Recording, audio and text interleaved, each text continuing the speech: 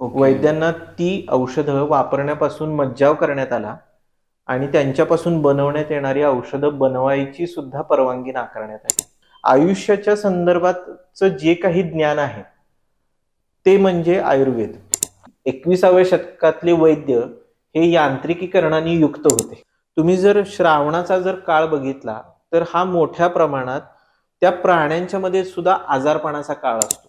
या अफू, गांजा यांसारखे पदार्थ असतील त्यांना बाकीच्या उपचार पद्धतीमध्ये, औषधामध्ये स्थान मिळत असेल, तर मग आयुर्वेदामध्ये स्थान का नाही मिळत? की आजही जगभरात त्याच्यात फक्त 64 इन्स्ट्रुमेंटची भर पडलेली आहे. आपलं आतडं आणि मांसाहारी प्राण्यांचं आतडं ह्याच्यामध्ये आमूलाग्र फरक आहे. शरीर आणि आजार हा त्याचा धर्म सोडत नाही.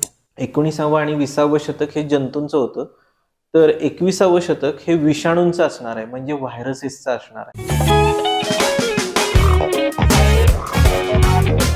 मंडळी नमस्कार.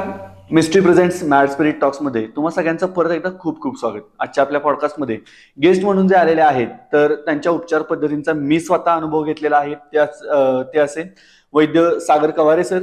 सर, तुमचं पॉडकास्ट मध्ये खूप खूप स्वागत. नमस्कार. येस सर, मला डिरेक्टली विषयालाच हात घालायचा आहे, तो म्हणजे आयुर्वेदाबद्दल एक अट्रॅक्शन लोकांमध्ये आहे. म्हणजे यजुर्वेद असेल, सामवेद असेल, अथर्ववेद असेल किंवा आणखीन एक वेद आहे. तर ह्या चारही वेदांबद्दल थोडक्यात माहिती आम्हाला 6वी-7वीला इतिहासाच्या पुस्तकामध्ये मिळालेली आहे. पण आयुर्वेद म्हणजे काय, आयुर्वेदात नक्की काय येतं आणि यालाच आयुर्वेद का म्हणायचं, याच्याबद्दल माहिती देणारा एकही स्त्रोत शालेय अभ्यासक्रमात कधी समोर आलेला नाही. आणि मग ज्यावेळी मी तुमच्याकडे येत होतो त्यावेळी माझ्या लक्षात आलं की अरे, ह्या व्यक्तीपेक्षा आणखीन कोण आपल्याला जास्त सोप्या पद्धतीने समजावून सांगेल. सो माझा पहिला प्रश्न असा आहे की आयुर्वेद म्हणजे नेमकं काय?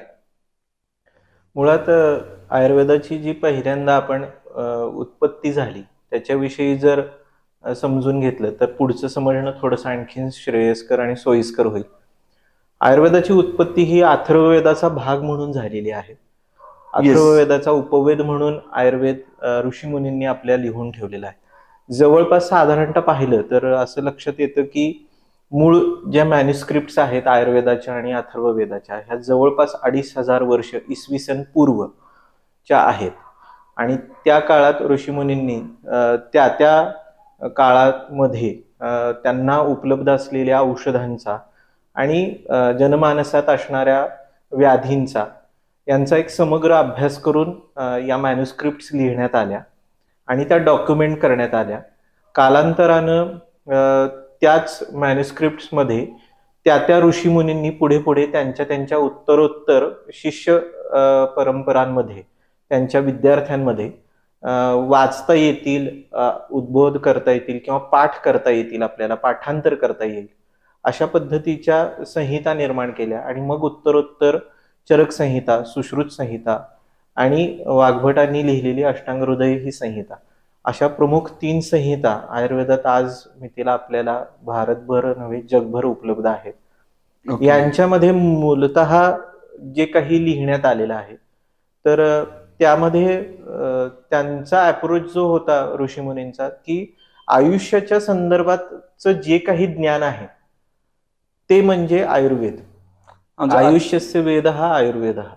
इतक्या साध्या सोप्या टर्मिनॉलॉजीचा तो बायफर्गेशन आहे किंवा आपण ज्याला म्हणू की त्याची व्याख्या करता होऊ शकते की ज्याच्यामध्ये आयुष्याच्या संदर्भातलं चांगलं आयुष्य, सुखाचं आयुष्य, हिताचं आयुष्य, दुःखाचं आयुष्य आणि अप्रिय आयुष्य या संदर्भातल्या कारणीभूत होणाऱ्या आणि त्याच्यापासून परावृत्त होण्यासाठी किंवा त्या सगळ्या गोष्टींना, चुकीच्या गोष्टींना टाळता येण्यासाठीच्या आणि तरी सुद्धा काही गोष्टी जर आयुष्यामध्ये एखाद्या व्यक्तीच्या आरोग्याच्या विषयी जर काही निर्माण झाल्या तर त्याविषयीच्या समग्र उपचार पद्धती या ज्याच्यामध्ये लिहिण्यात आल्या तो म्हणजे आयुर्वेद आहे.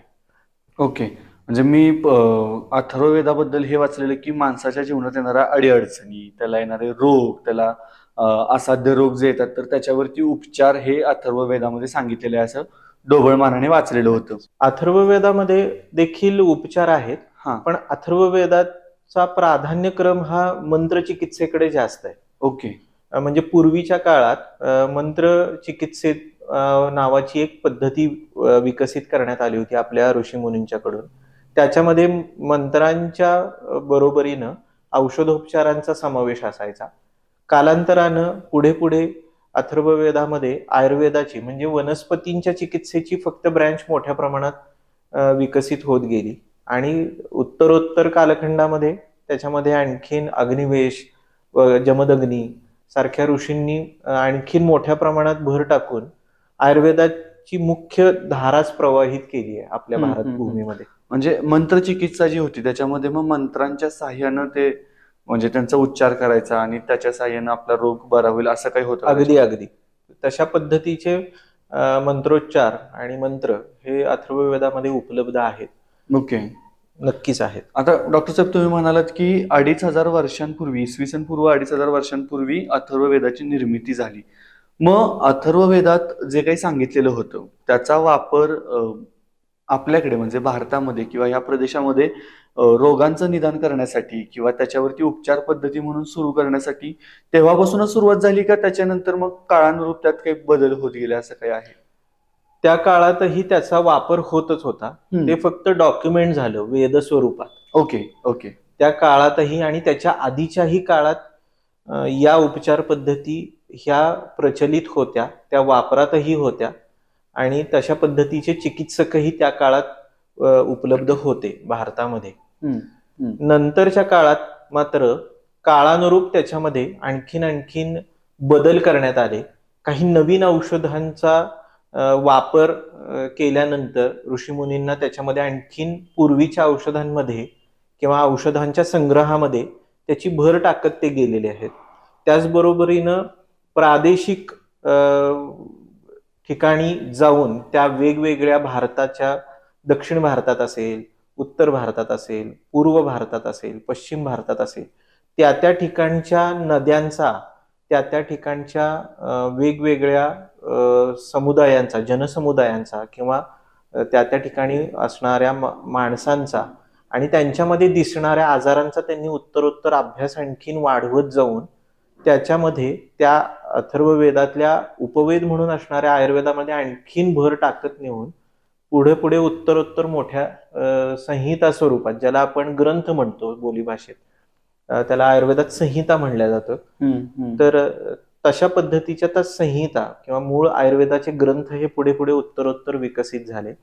असं म्हणतात की आपली जी तक्षशिला आणि नालंदा विद्यापीठ होती त्याच्यामध्ये आयुर्वेदाचं सेपरेट विद्यापीठ होतं. ओके. आरोग्यशास्त्राचं आणि आयुर्वेदाचं. त्याच्यामध्ये फक्त मनुष्यांचा आयुर्वेद शिकवला जायचा नाही, तर प्राण्यांचा पण आयुर्वेद होता, वनस्पतींचा देखील आयुर्वेद होता. म्हणजे आज आपण जे ॲग्री केमिस्ट्री म्हणतो, त्यानंतर ॲनिमल मेडिसिन म्हणतो, जे ब्रँचेस आता आपण बघतोय ऐकतोय, तर ह्या त्याही काळात त्यांनी विकसित केल्या होत्या. त्याला वृक्षायुर्वेद असं नाव होतं. वृक्षायुर्वेद. वृक्ष आयुर्वेद, वृक्षांच्या साठीचा आयुर्वेद. ओके. आणि मग त्याच्यामध्ये वृक्षांच्या संदर्भातल्या दिसणाऱ्या समस्या, त्यांच्यावर पडणारे वेगवेगळे कीड किंवा इतर तत्सम स्वरूपाचे आजार, मग ते इतर वनस्पती असतील, वृक्ष असतील किंवा धान्य अन्नधान्य स्वरूपातले जे काही त्या काळातले क्रॉप्स होते त्यांच्यामध्ये देखील अशा पद्धतीचे ज्यावेळेस रोगराई पाहायला मिळत होती त्याच्याही बद्दल ऋषीमुनींनी खूप सविस्तर लिहून ठेवलेलं आहे. म्हणजे प्राणी आयुर्वेदाच्या बऱ्याचशा ब्रँचेसमध्ये तुम्हाला असं लक्षात येईल की अश्वशाळेमध्ये आग लागल्यानंतर घोड्यांना भाजल्या जायचं. पूर्वीच्या काळात हे घटना प्रकर्षानं युद्धाच्या वगैरे काळात घडवून आणल्या जायच्या. मग त्या भाजलेल्या अश्वांना, त्यानंतर हत्ती, उंट हे ज्यावेळेस भाजले जायचे त्यांचे सविस्तर उपचारांची प्रकरणं अख्खीच्या अख्खी त्या प्राणी आयुर्वेदाच्या पुस्तकांमध्ये उपलब्ध होती, त्याच्या ग्रंथांमध्ये उपलब्ध होती. आजही त्यातले काही ग्रंथ उपलब्ध आहेत. पण कालांतरानं हे सगळं जसं आपण ऐकलेलंच आहे की परकीय आक्रमणांच्या रेट्यामध्ये तक्षशिला नालंदा विद्यापीठांच्या लायब्ररी 3-3 मजली होत्या. हो. त्या 3 मजली लायब्ररी जवळपास 2 महिने, 1.5 महिना जळत होत्या. इतकी ग्रंथसंपदा, इतकी समृद्ध ग्रंथसंपदा सगळ्या शास्त्रांमधली आपल्याकडे विकसित झाली होती. आणि ती अक्षरशः त्या परकीय आक्रमणातल्या लोकांनी ती जाळली. तर त्याच्यामध्ये हे आयुर्वेदाचेही हे होते. फक्त सुदैवानं आयुर्वेदाच्या बाबतीत म्हणता येईल की आयुर्वेदात पूर्वी गुरुपरंपरेनुसार पठणाची पद्धती होती, मौखिक पद्धती. मौखिक पठण करण्यात यायचं, बरोबर. ज्याला आपण पाठांतर म्हणतो हल्लीच्या काळात. तर ते पाठांतर करून ग्रंथ स्मृतीत ठेवण्याची पद्धत होती, पाठ करून.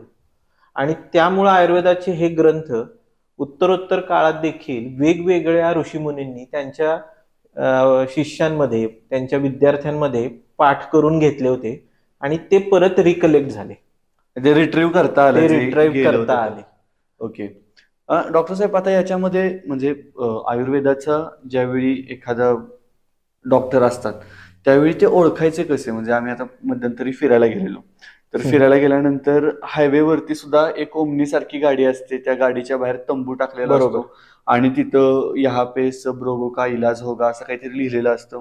आणि दुसऱ्या बाजूला काही क्लिनिक्स असतात की ज्याच्यामध्ये आधुनिक पद्धतीनं इथं जावं असं वाटतं आणि तरी सुद्धा काही लोक त्या हायवेच्या वैद्य म्हणून जे घेतात त्यांच्याकडे जातात. तर यामध्ये डिस्टिंग्विश कसं करायचं की बाबा नेमके खरे वैद्य कोण आहेत आणि आपण कुणाकडे गेलं पाहिजे?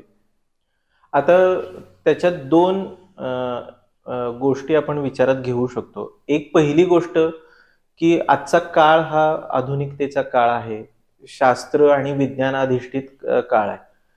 बऱ्याच वेळा आपल्याला अशा काही गोष्टी असतात की ज्यावेळेस आपण एखाद्या डॉक्टरांच्याकडे जातो, तसंच कुठल्या तरी तुम्हाला असं लक्षात येईल की एक असे वैद्य आज तुम्हाला पाहायला मिळता येतात सगळीकडे, हो. की जे रीतसर 5 वर्षांची BMS ही पदवी घेऊन आणि काही वेळा पदव्युत्तर, ज्याला आपण आयुर्वेद वाचस्पती म्हणजे MD आयुर्वेद या पद्धतीची डिग्री घेऊन रीतसर रजिस्टर्ड क्लिनिकल प्रॅक्टिस करतात, की जी भारत सरकारने मान्यता प्राप्त ह्या 2 पदवी आहेत.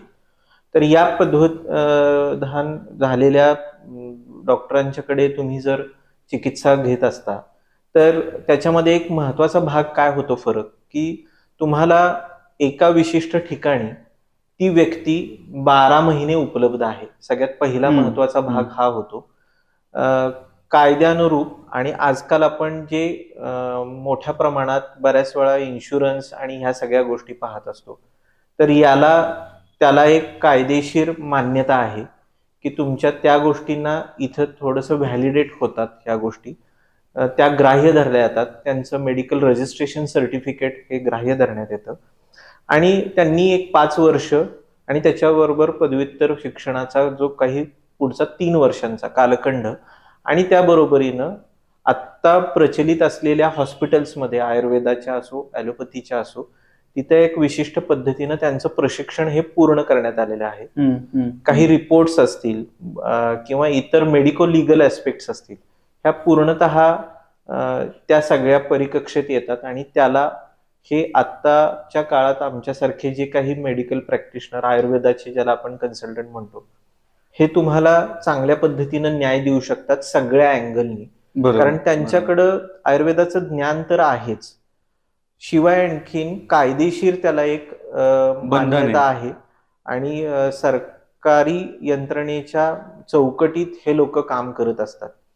ज्यावेळेस रस्त्याच्या कडेला आपण एखाद्या कुठल्या तरी अपरिचित किंवा अनरजिस्टर्ड, नॉन रजिस्टर्ड व्यक्तीकडे चिकित्सा घेतो, त्याला तुम्ही परत कोणत्याही पद्धतीने अप्रोच करू शकत नाही, कारण ते लोक आज एका ठिकाणी असतात तर दुसऱ्या दिवशी दुसऱ्या ठिकाणी असतात. त्यामुळं उद्या तुम्हाला एखाद्या बऱ्याच वेळा आम्ही असं पाहतो की काही रुग्णांना समजा आमच्याकडे संधिवाताची चिकित्सा घेत असतात किंवा थायरॉइडच्या संदर्भात औषधं घेत असतात किंवा इतरही महिलांच्या तक्रारींच्यासाठी मासिक पाळीच्या चिकित्सा सुरू असते आणि मग मध्येच पाऊस पडतो, सर्दी खोकला होतो, ताप येतो, तर मग या कंडिशनला ती औषधं बंद ठेवायची, त्यातलं कोणतं औषध बंद ठेवायचं, की औषधं सुरू ठेवायची, किंवा एखाद्या वेळेस त्या व्यक्तीला डेंग्यू झाला, तर डेंग्यू झाल्यानंतर प्लेटलेट कमी झाल्यानंतर त्याच्यातलं कोणतं औषध बंद करायचं आणि कोणतं औषध चालू ठेवायचं, यासारखे जे व्यावहारिक प्रश्न उद्भवतात, त्यासाठी मग लोकांना त्या व्यक्तीकडं रस्त्याकडेच्या त्यांना वैदू म्हणण्यात येतं, तर त्या वैदूंकडे तुम्हाला जाणं आणि ह्या सगळ्या गोष्टींची उपलब्धता नसते, कारण ते लोक विशिष्ट कालखंडासाठी फक्त तिथं एक 15 दिवस 8 दिवस उपलब्ध असतात. परंपरा ही आयुर्वेदाची आहे, त्यांच्याकडे फक्त त्यांच्या कौटुंबिक परंपरेतून म्हणजे पूर्वजांकडून आलेलं जे काही ज्ञान आहे तेवढं त्या ज्ञानाच्या आधारावर ते लोक चिकित्सा देतात. आता मात्र थोडीशी परिस्थिती काय आहे, व्यवहारात बऱ्याच जणांचा माझा अनुभव मी ऐकलेला आहे, माझ्या बऱ्याचशा रुग्णांचा, तो मी सांगतो की त्याच्यामध्ये होतं असं की बऱ्याच वेळा ते चिकित्सा देतात आणि चिकित्सा दिल्यानंतर त्या चिकित्सेमध्ये मोठ्या प्रमाणात औषधं वापरण्यात येतात. बऱ्याच वेळा त्या औषधांचा डोस हा जास्त होतो किंवा मग त्या पद्धतीनं काही परिणाम दिसत नाही, आणि मग पुढं काय, हे प्रश्न ज्यावेळेस पडतात त्यावेळेस मग मात्र तिथं त्या लोकांच्याकडे त्याचं उत्तर हे नसतं. तर माझं मत हेच राहील की लोकांनी डोळसपणे शास्त्राच्या चौकटीत काम करणारे, शासनाच्या नियमांच्या चौकटीत काम करणारे रजिस्टर्ड मेडिकल प्रॅक्टिशनर हे केव्हाही तुम्हाला योग्य न्याय देऊ शकतील. बरोबर.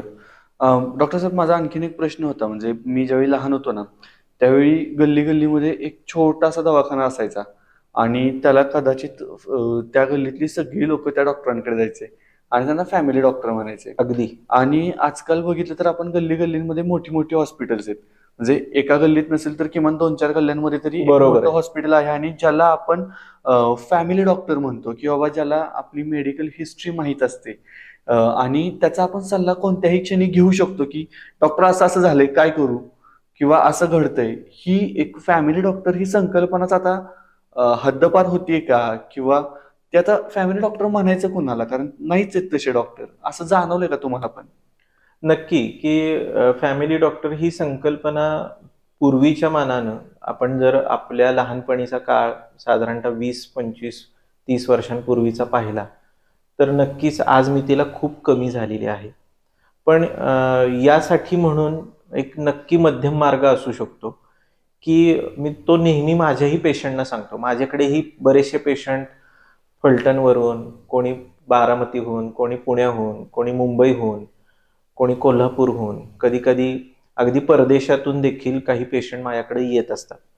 तर आम्ही एक नेहमी साधी सोपी गोष्ट सुचवतो, की तुमच्या स्थानिक घराच्या जवळ प्रॅक्टिस करणारे एक कोणतेही डॉक्टर, मग भलेही ते कोणत्याही शास्त्राची प्रॅक्टिस करणारे असो, ॲलोपॅथी असो, आयुर्वेद असो, यांच्याकडे पहिल्यांदा तुम्ही प्रथमदर्शनी तुमच्या आजारांच्या संदर्भात अप्रोच होणं गरजेचं आहे. ते तुम्ही ज्या वेळेस बंद करता, म्हणजे आता होतं काय की जरा जरी छोटीशी जरी समजा स्किनची तक्रार आली तर काय होतं की पहिल्यांदा स्किन स्पेशलिस्ट कडे जाण्यात येतं.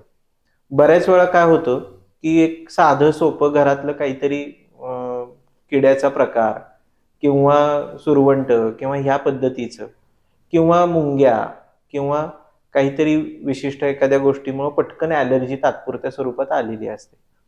तर ती ॲलर्जीसाठी म्हणून मोठ्या स्वरूपाचे उपचार आवश्यक नसतात.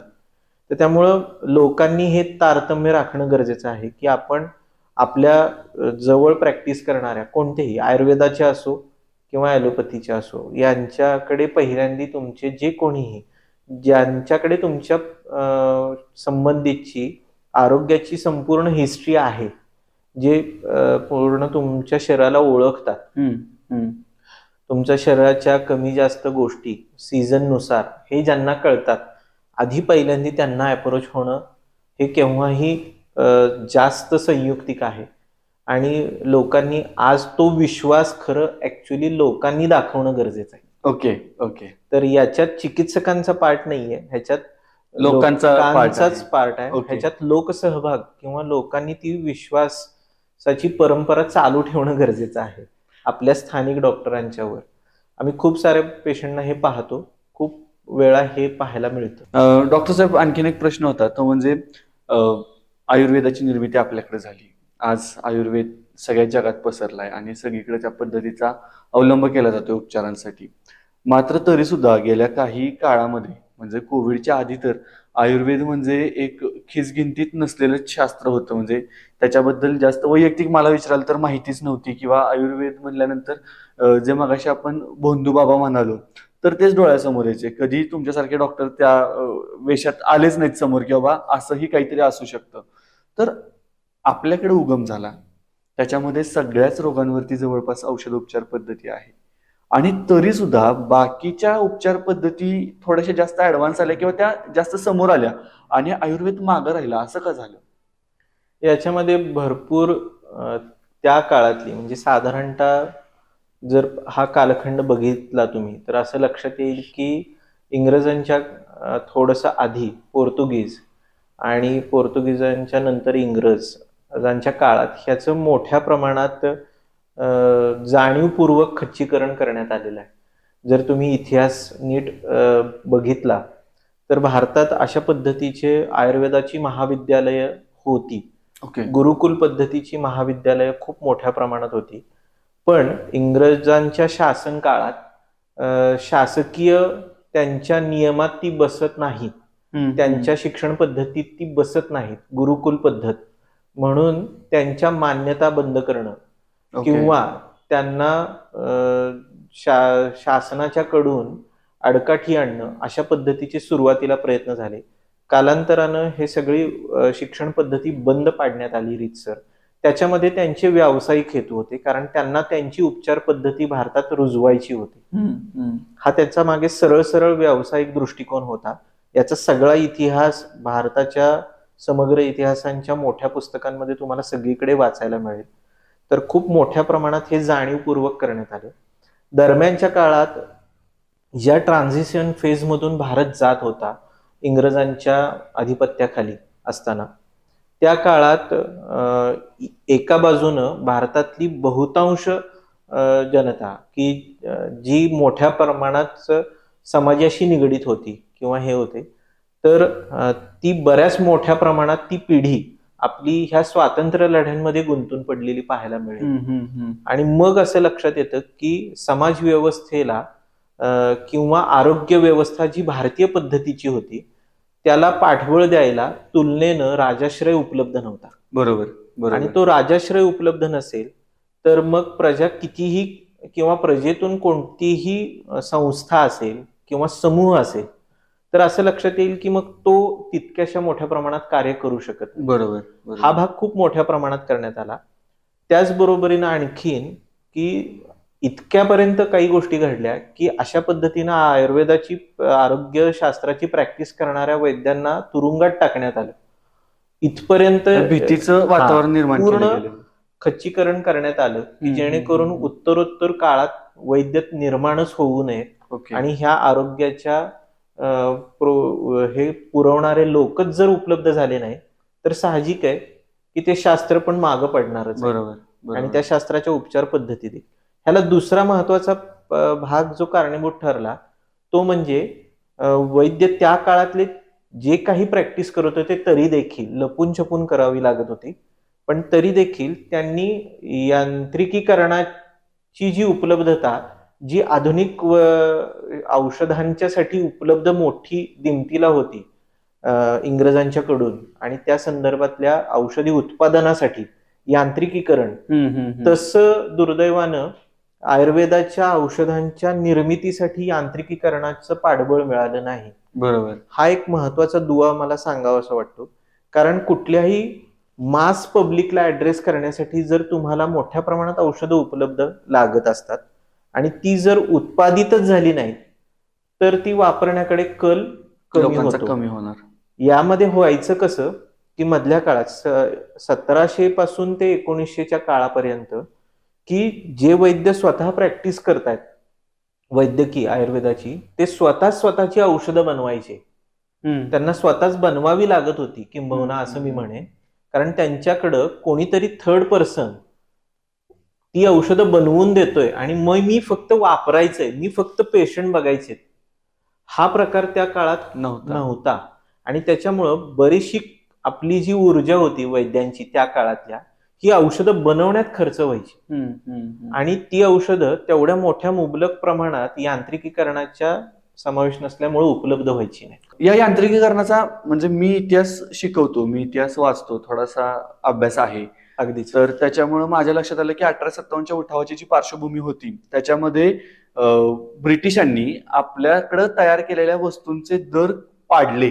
म्हणजे त्यांनी आपल्यावरती टॅक्स एवढे लावले की आपले माल विकत घ्यायला लोक तयार होत नव्हती आणि त्यांचा मॅन्युफॅक्चर्ड माल होता मशीनवरती, त्यामुळे त्यांना तो स्वस्तात देणं परवडत होतं. आपल्या मालाची किंमत जास्त, त्यांच्या मालाची कमी, त्यामुळे लोकांनी त्यांचा माल घेणं जास्त प्रेफर केलं. आणि पर्यायानं मग काय झालं तर आपला माल कोणच घेत नाही, मग तो तयार का करायचा, म्हणजे एकाच पॉइंटला बेरोजगारी वाढली आणि एकाच पॉइंटला आपलं जे प्रोडक्शन होतं ते बंद झालं. असं आयुर्वेदाच्या बाबतीत त्यांनी काय केलेलं होतं का? नक्कीच केलं होतं आणि त्याच्यामध्ये त्यांनी खूप मोठ्या प्रमाणात निर्बंध आणण्यात आले. खूप सारी औषधं आयुर्वेदातली जी त्या काळात वेदना शमनासाठी म्हणून वापरल्या जात होती. तर इतकं सांगता येईल. आणि आपण आजही त्याच नियमांना धरून आजही आपल्या आरोग्यशास्त्रामधल्या जे मान्यता देणाऱ्या औषधांना मान्यता देणारी जी संस्था आहे त्याच सगळ्या गोष्टी आजही पुढे कॅरी ऑन करण्यात आलेल्या आहेत, असं दुर्दैवानं सांगावं असं वाटतं. की जी वेदना शमनाची मोठी औषधांची फळी होती तीच इंग्रजांनी काढून टाकली वैद्यांच्या परवानगीच्या लिस्टमधून. वैद्यांना ती औषधं वापरण्यापासून मज्जाव करण्यात आला आणि त्यांच्यापासून बनवण्यात येणारी औषधं बनवायची सुद्धा परवानगी नाकारण्यात आली. आणि आजही याच पद्धतीचं आता सध्याची परिस्थिती आहे. त्यामुळे बऱ्याच वेळा लोकांच्याकडून आम्हाला असा प्रश्न येतो की पेन किलर सारखं तुमच्याकडे काही आहे का? तर पेन किलर सारखी असंख्य औषधं पूर्वीच्या ऋषीमुनींनी आपल्या भारतभरामध्ये शोधलेली आहेत, शोधून ठेवलेली आहेत. फक्त काही या सगळ्या ज्याला आरोग्य आणि औषध प्रशासनाच्या अंडर याची आता मान्यता गेल्यामुळं आता काही औषधांवर निर्बंध आहेत वैद्यांना वापरण्यापासून. पण ती औषधं रीतसर आज त्याच वनस्पतींपासून इतर शास्त्रांमधल्या पेन किलर्सची निर्मिती आज आपण जगभरात होताना पाहायला. मला हाच प्रश्न विचारायचा होता ऍक्च्युली की काही देशांमध्ये अफू असेल, गांजा असेल तर त्याला औषध म्हणून मान्यता दिलेली आहे. अगदी. तर माझा पहिला प्रश्न असा होता की मग अफू गांजा हा प्राचीन काळात किंवा आधी आयुर्वेदामध्ये औषधोपचारामध्ये होता का? आणि दुसरं, जर ह्या अफू गांजा यांसारखे पदार्थ असतील त्यांना बाकीच्या उपचार पद्धतीमध्ये औषधामध्ये स्थान मिळत असेल तर मग आयुर्वेदामध्ये स्थान का नाही मिळत? तर पूर्वीच्या काळात नक्कीच याच्यातली बरीचशी औषधं ही वेदना शमनाच्या कॅटेगरीमध्ये आयुर्वेदात वापरण्यात आलेली आहेत. आणि खूप साऱ्या त्या वनस्पतींपासून बरेचशा औषधी कल्प, ज्याला आपण औषधांचा समूह म्हणू, अशा त्यांना आयुर्वेदात कल्प म्हणण्यात येतं. तर ते कल्प किंवा ज्याला आपण औषधांचा प्रकार म्हणू, तर ते प्रकार निर्माण करण्यात आलेले आहेत आणि त्याच्यामध्ये ते घटक म्हणून वापरण्यात आलेले आहेत ही सर्व आपण जी बोललात ही औषधं. पण मधल्या काळात आपण जे म्हणलं की परकीय औषध निर्मिती करणाऱ्या लोकांची जी काही समूह आहे, ज्याला आपण सभ्य भाषेत आता लॉबी म्हणतो, तर त्या समूहाकडून आणि त्या लोकांच्याकडून या सगळ्या औषधांना ज्या ज्या ठिकाणी जगभरात वापरण्यात येत होतं स्थानिक औषधांच्या चिकित्सा पद्धतीमध्ये, तिथं तिथं त्यांनी जाणीवपूर्वक त्याच्यावर निर्बंध आणले आणि ती औषधं ही विड्रॉ करायला लावली. आणि मग मोठ्या प्रमाणात हा प्रकार शासनाच्या अखत्यारीत असल्यामुळे, बरोबर, आणि त्याला अन्न आणि औषध प्रशासनाचं नियंत्रण आहे आणि त्यामुळे मग आता काही प्रमाणात ही औषधं फार कमी ठिकाणी अन्न आणि औषध प्रशासनातर्फे परवानगी देण्यात आलेली आहे. ओके. पण बहुतांश मोठ्या राज्यांमध्ये भारतातल्या ही परवानगी नाकारण्यात आलेली आहे. मग बाकीच्या औषधोपचार पद्धतींपेक्षा आपली थोडीशी पाठीमागं पडली तरी सुद्धा या औषधोपचार पद्धतीमध्ये नेमका उपचार कसा केला जातो? अगदी बरोबर आहे. प्रश्न आपण जर ह्या प्रश्नाचं उत्तर घ्यायचं जर म्हणलं ना, तर उपचार कसा होतो, तर आयुर्वेदाचे मूलभूत सिद्धांत हे पूर्णतः सांगितलेले आहेत. त्याच्यामध्ये वात, पित्त, कफ हे 3 ज्याला आपण विशिष्ट पद्धतीनं शरीरातल्या कार्यप्रणालीशी निगडीत घटक किंवा ज्याला आपण फंक्शनल कॉम्पोनंट्स म्हणतो, तर ते वात, पित्त आणि कफ सांगण्यात आलेले आहेत. स्ट्रक्चरल कॉम्पोनंट्समध्ये ऋषीमुनींनी आयुर्वेदाच्या ग्रंथांमध्ये सप्तधातू सांगितलेले आहेत. त्याच्यामध्ये रस, रक्त, मांस, मेद, अस्थि, मज्जा आणि शुक्र असे सप्तधातू सांगितलेले आहेत. आणि आयुर्वेदाच्या सिद्धांतामध्ये असं आहे की कोणताही आजार ज्यावेळेस होतो त्यावेळेस हे फंक्शनल कॉम्पोनंट्स या स्ट्रक्चरल कॉम्पोनंट्स मध्ये काही ना काहीतरी चेंजेस डेव्हलप करतात. ओके. हे फंक्शनल कॉम्पोनंट्स परत इतर तुमचे खाण्यापिण्याच्या सवयी, राहण्याच्या सवयी, त्याचबरोबरीनं आणखीन तुम्ही ज्या प्रदेशात आता सध्या राहत आहात तिथला ऋतू कसा आहे आणि त्या सगळ्या वातावरणाचा परिणाम, याचा सगळ्याचा कलेक्टिव्ह इफेक्ट हा त्या 3 फंक्शनल कॉम्पोनंट्सवर होत असतो. ओके. आधी ते बिघडतात आणि मग ते शरीरातल्या ह्या कॉम्पोनंट्सना म्हणजे सप्तधातूंना बिघडवायला सुरुवात करतात. अशी ही मूलभूत संरचना सांगितलेली आहे. आणि याच आधारावर ज्यावेळेस कधीही आपण औषधं घेतो, आता आयुर्वेदाची उदाहरण दाखल औषधं घेतल्या जातात, तर आयुर्वेदात कोणताही उदाहरण घेऊन सांगायचं झालं तर डोकेदुखी आपण घेऊ, तर डोकेदुखी आयुर्वेदात प्राधान्यतः ह्या 3च प्रकारातली सांगितलेली आहे. वाताची डोकेदुखी, पित्तामुळे होणारी डोकेदुखी आणि कफामुळे होणारी डोकेदुखी.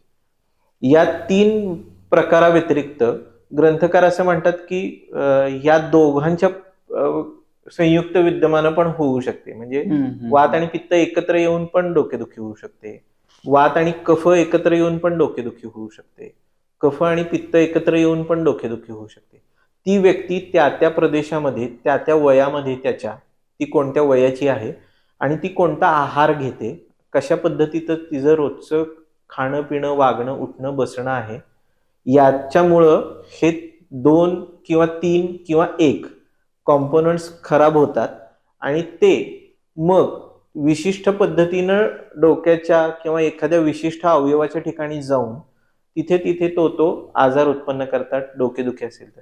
आणि मग आयुर्वेद वातदोष बॅलन्स करणारी किंवा वातदोषाच्या संदर्भातल्या जे फंक्शनल कॉम्पोनंट थोडासा डिप्राईव्ह झालाय किंवा हायपर झालाय किंवा डिव्हिएट झालाय किंवा त्याला आपण हल्लाय असं म्हणू, त्याच्या योग्य कॉन्स्टिट्यूशन पेक्षा तो खराब झालाय, यापैकी काही जर झालं असेल तर याला प्रत्येकाला कमी करणारी, वाढवणारी, योग्य प्रमाणात ठीक करणारी अशी औषधं आयुर्वेदात सांगून ठेवण्यात आली. स्टेबल करणारी. ओके. आणि मग ही औषधं त्या त्या ह्याच्यावर काम करतात.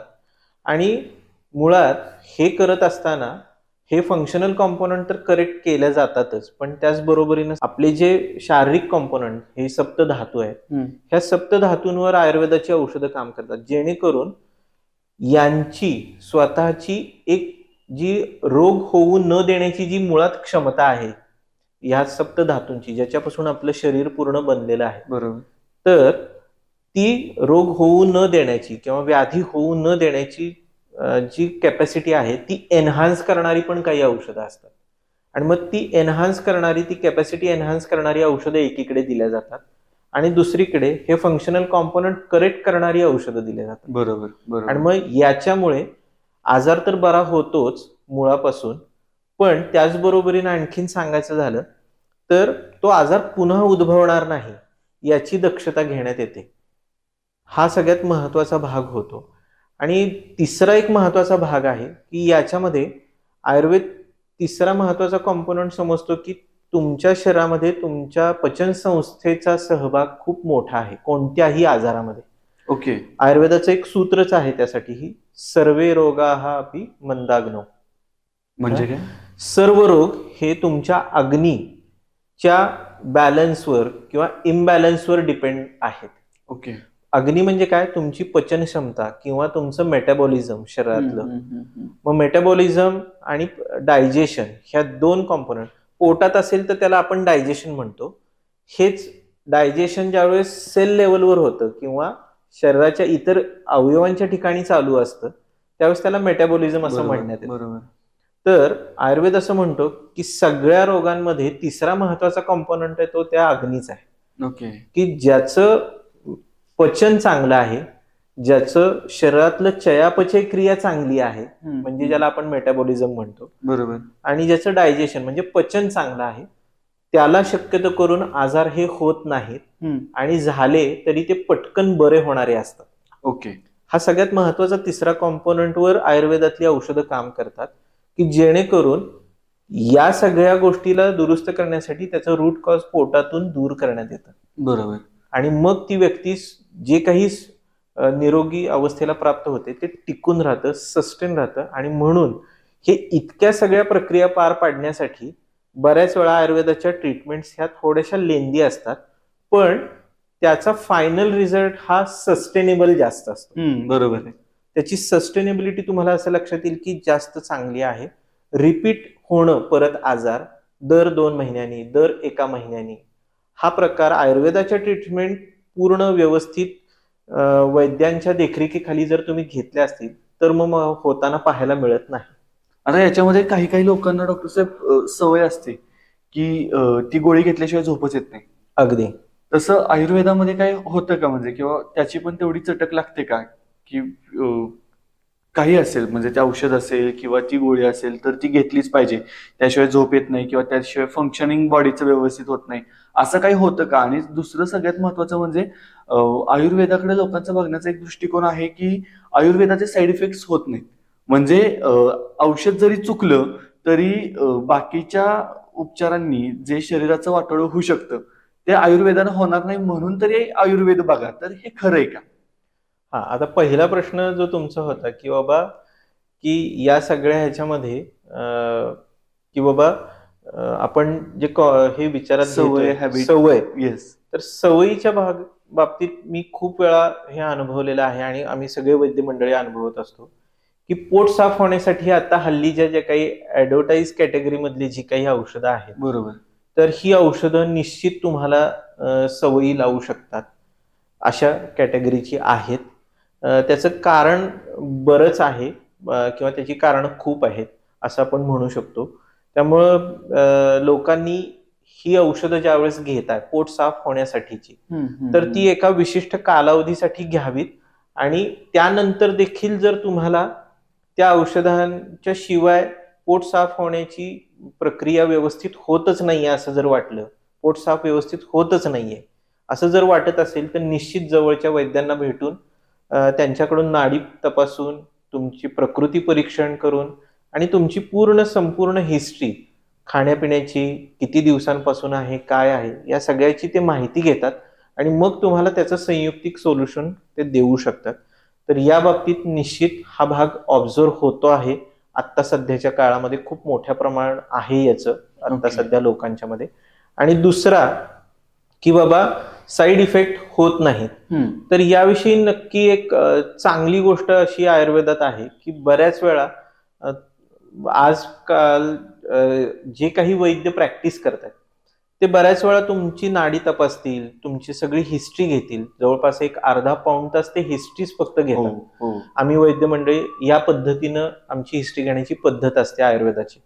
आणि मग त्याच्यात तुम्ही सकाळी किती वाजता उठता इथपासून प्रश्नावली सुरू होते ते रात्री किती वाजता झोपता आणि तुमचा आता सध्याच्या असलेल्या आजारांमध्ये कोणते कोणते घटक आहेत, मानसिक घटक कोणते आहेत, म्हणजे ताणतणावाचे घटक किती आहेत, तुमचा स्वभाव कसा आहे, इथपर्यंतच्या आणि उदर परीक्षण, नाडी परीक्षण, जीभ बघणं, ह्या सगळ्या प्रकारे बघून चिकित्सा देण्यात येते. आणि बऱ्याच वेळा असं लक्षात येतं की लोक ज्याच्याबद्दल आम्हाला तक्रारही करतात की डॉक्टर ते तेवढं देऊ नका.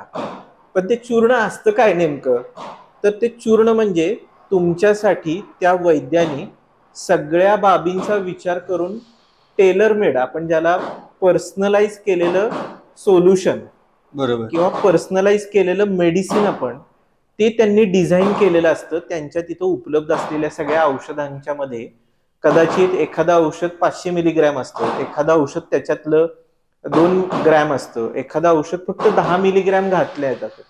पण असं लक्षात येईल की त्या विशिष्ट दिलेल्या कॉम्बिनेशनचा तो परिणाम जेवढा उत्तम येतो ना, तेवढ्या रेडीमेड उपलब्ध असलेल्या गोळ्यांचा परिणाम येत नसतो. ओके. आणि म्हणून हे पर्सनलाइज सोल्युशन असतं तुमच्यासाठी तयार करण्यात आलेलं. त्या वैद्याने त्याच्या दवाखान्यात थोडक्यात एक प्रकारे छोटासा रिसर्च केलेला असतो. बरोबर बरोबर तुमच्यासाठी. बरोबर. आणि त्यामुळं अशा पद्धतीची औषधं मोठ्या प्रमाणात वापरण्यात येतात. बऱ्याच वेळा अशा चूर्णांची कॉम्बिनेशन 2 किंवा 3 देण्यात येतात वैद्यांच्याकडून आणि 1 किंवा 2च गोळी देण्यात येतात. मग त्यामुळं होतं काय, तो डोस तुमच्यासाठी पर्सनलाइज केलेला असतो, तुमच्या प्रकृतीचा, तुमच्या वयाचा, तुमच्या आजाराचा आणि तुमच्या ओव्हरऑल बॉडी स्ट्रेंथचा, की बॉडी तुमची जी आहे ती किती डोस टॉलरेट करू शकेल. बरोबर. आज मी तिला आपण बघतो की कुठल्याही जर आधुनिक पद्धतीच्या मेडिकलमध्ये गेलात तर औषध किती घ्यायचं असतं, तर फक्त 2 ml घ्यायचंय, पण बॉटल मिळते 100 ml ची. तर हे जे काही होतं आणि ह्याच्यातून मेडिसिन पण वेस्ट जातं आणि डोसही बऱ्याच वेळा बघितलं जातं तर पूर्ण होत नाही.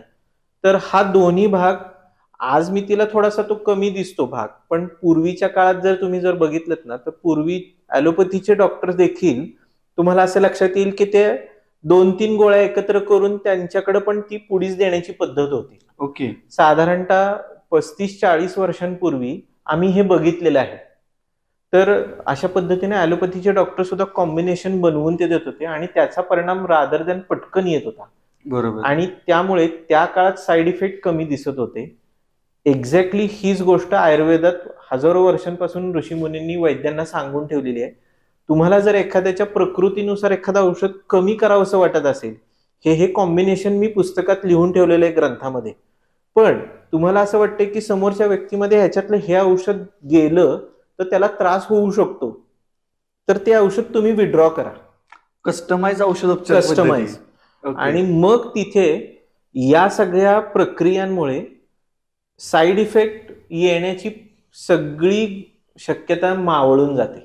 बरोबर. मुळात आता साईड इफेक्ट मुळात म्हणलं तर कसं आहे की साईड इफेक्ट अनप्लीझंट इफेक्ट पण आहे, साईड इफेक्ट अनप्लॅन्ड इफेक्ट पण आहे. बरोबर. साईड इफेक्ट म्हणजे आफ्टर इफेक्ट पण आहे. म्हणजे औषध घेतलंय त्यावेळेस काही नाही, पण नंतर काहीतरी त्रास जाणवतात. जसं की आपण पाहतो की काही औषधं घेतल्यानंतर कोविडच्या काळात काही लोकांना नंतर शुगर वाढलेली पाहण्यात आली, की त्यावेळेस नाही काही झालं, पण नंतर मात्र शुगर त्यांच्या लेवल्स वाढल्या. जे डायबिटीसचे लोक होते त्यांचे शुगर लेवल ज्या 200-250 राहत होते त्या आता 300-350 राहायला लागले. तर हा आफ्टर इफेक्ट आहे. हा देखील ऍडव्हर्स इफेक्ट म्हणून किंवा साईड इफेक्ट म्हणून धरण्यात येतो. पण आयुर्वेदात मात्र या पद्धतीनं काम करण्याची पद्धतच मुळात आखून देण्यात आली असल्यामुळं याची शक्यता जवळपास 95% नसते.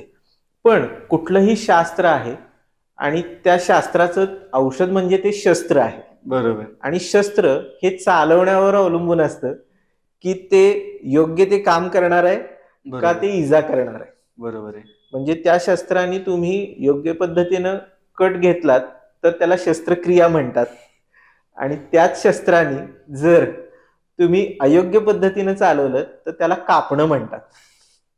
बरोबर. तर हा जसा भाग आहे तर तसंच औषधांच्या बाबतही असतं. 5% असे अनुभव येत असतात, पण तिथे कधी कधी असाही भाग असतो की एखादी गोष्ट जरी तुम्हाला अनप्लीझंट वाटत असेल तरी सुद्धा ती तुलनेनं दुसऱ्या एखाद्या ठिकाणी ते औषध ज्याच्यासाठी वापरले जातंय, बरोबर, ज्या कंडिशनसाठी, ती कंडिशन इतकी ह्याच्या पेशंटच्या साठी धोकादायक असू शकते की तुलनेनं त्याचा येणारा साईड इफेक्ट अगदी नगण्य असेल.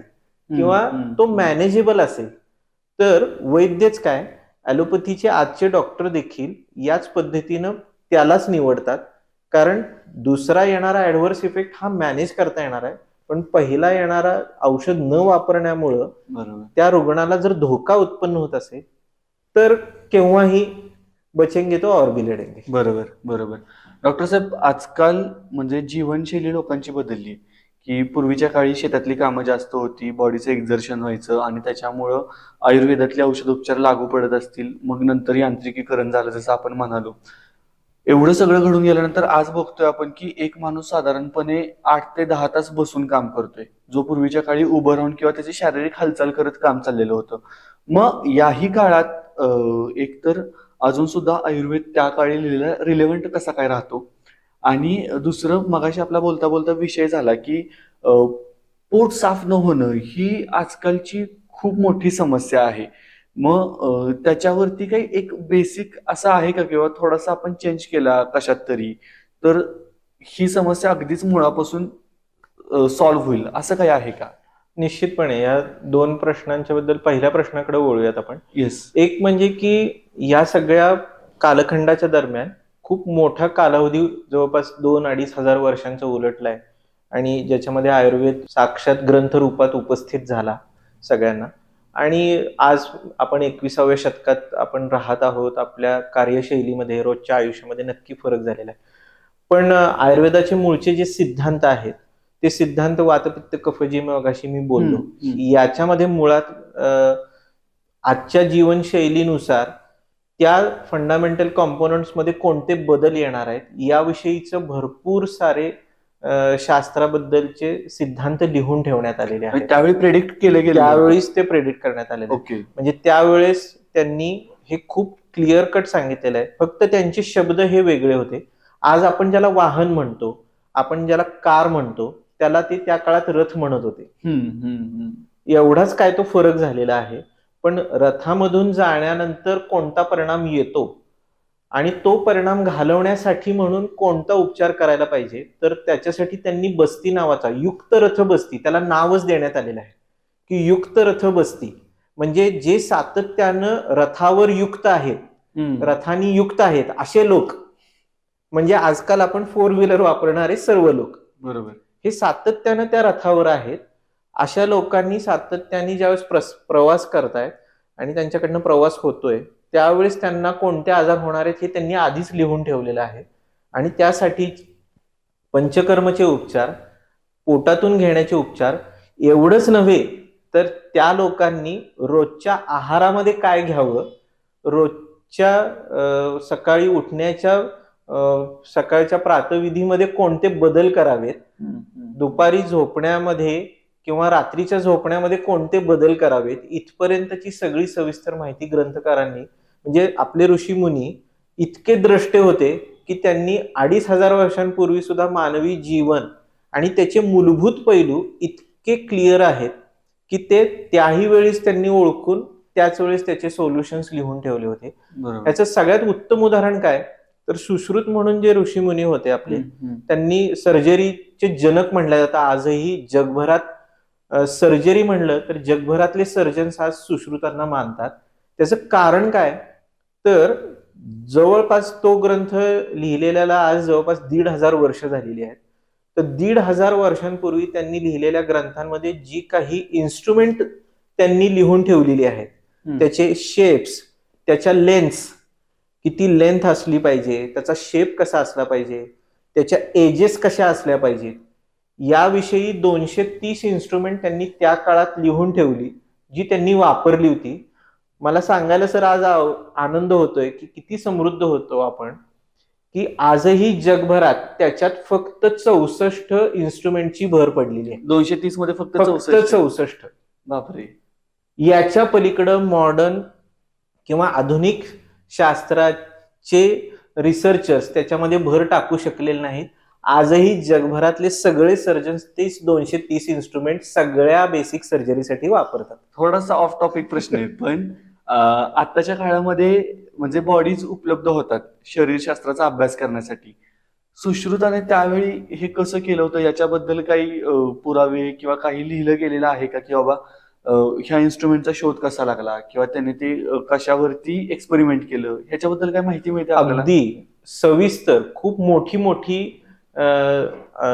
टॉपिक आणि चॅप्टर्स त्याबद्दल सुश्रुत संहितेत उपलब्ध आहेत. ओके. आणि त्या काळात त्यांनी वेगवेगळ्या प्राण्यांच्या कॅडॅव्हर्स घेतलेले आहेत, म्हणजे ज्याला आपण डेड बॉडीज घेतल्या, मनुष्यांच्या डेड बॉडीज प्लस काही वनस्पती, काही थोडक्यात भोपळे, ओके. दोडके, त्याचबरोबरीनं अशा पद्धतीच्या वेगवेगळ्या ह्याच्यावर त्यांनी प्रयोग करायचे. आणि शिक्षण घेत असताना कशा पद्धतीनं भोपळ्यावर आधी प्रॅक्टिस करा इथपर्यंत, म्हणजे नवीन सर्जरी शिकणाऱ्या शल्य चिकित्सकांनी कशावर प्रॅक्टिस केली पाहिजे. तर त्याच्यामध्ये कापड आहे, भोपळा आहे, वांग आहे, अशा वेगवेगळ्या वनस्पती वापरायला आधी सांगितलेल्या आहेत. आणि त्याचबरोबरीनं नंतर मग मृत प्राणी, सगळ्यात शेवटी मृत शरीर मनुष्याचं. आणि त्याहूनही ज्यावेळेस तुम्ही पूर्ण शल्य चिकित्सक होता, त्याला मान्यता मिळायची त्या काळात, राजाश्रय मिळायचा, बरोबर. राजाकडून त्यांचं अंकीकरण व्हायचं. आणि त्यांना थोडक्यात आज जसं आपण ज्याला डिग्री सर्टिफिकेट म्हणतो किंवा हे म्हणतो, तसं त्यावेळेस त्यांना सर्टिफिकेट देण्यात यायचे, मुद्रांकित व्हायचे ते राजाकडून, आणि मगच त्यांना परवानगी मिळायची. ओके. अशा पद्धतीची सिस्टीम त्याही काळात होती. ओके. आणि हे खूप इतकंच नव्हे तर प्लास्टिक सर्जरी, ज्याला आपण जगभरात आज खूप मोठी मागणी आहे, तर ह्याचे जनक आपल्या भारतातले सुश्रुत महर्षी आहेत. बापरे. की ज्यांनी त्या काळात नाक वेड वाकडं असेल, जन्मतः वेड वाकडा आहे, किंवा ज्याला एखाद्याला नाकाचा आकार उकार बदलून घ्यायचा आहे, युद्धात एखाद्याचं नाक जायबंदी झालंय, तुटलंय, कान कापल्या गेलाय, तर किंवा जन्मतः कान किंवा ओठ फाटलेले असणं, ह्या सगळ्या प्रकारच्या सर्जरीज त्या काळात त्यांनी करत होते. आणि त्याची रीतसर सगळी प्रक्रिया त्यांनी लिहून ठेवलेली आहे. इतका मोठा. फक्त मधल्या काळात आपल्याकडे अहिंसा पद्धतीचा काही धार्मिक प्रबळ समुदाय झाला, आणि मग त्याच्यामध्ये थोडासा या सर्जरीला राजाश्रय मिळणं कठीण होत गेलं.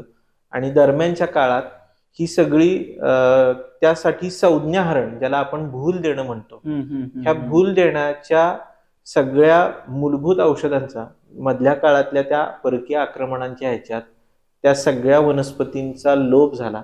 आणि त्या वनस्पतींच्या विषयीचं ज्ञान पुढं पर्कोलेट होऊ शकलं नाही. सर्जरीचं ज्ञान पर्कोलेट झालं, पण संज्ञाहरणाचं ज्ञान पर्कोलेट झालं नाही.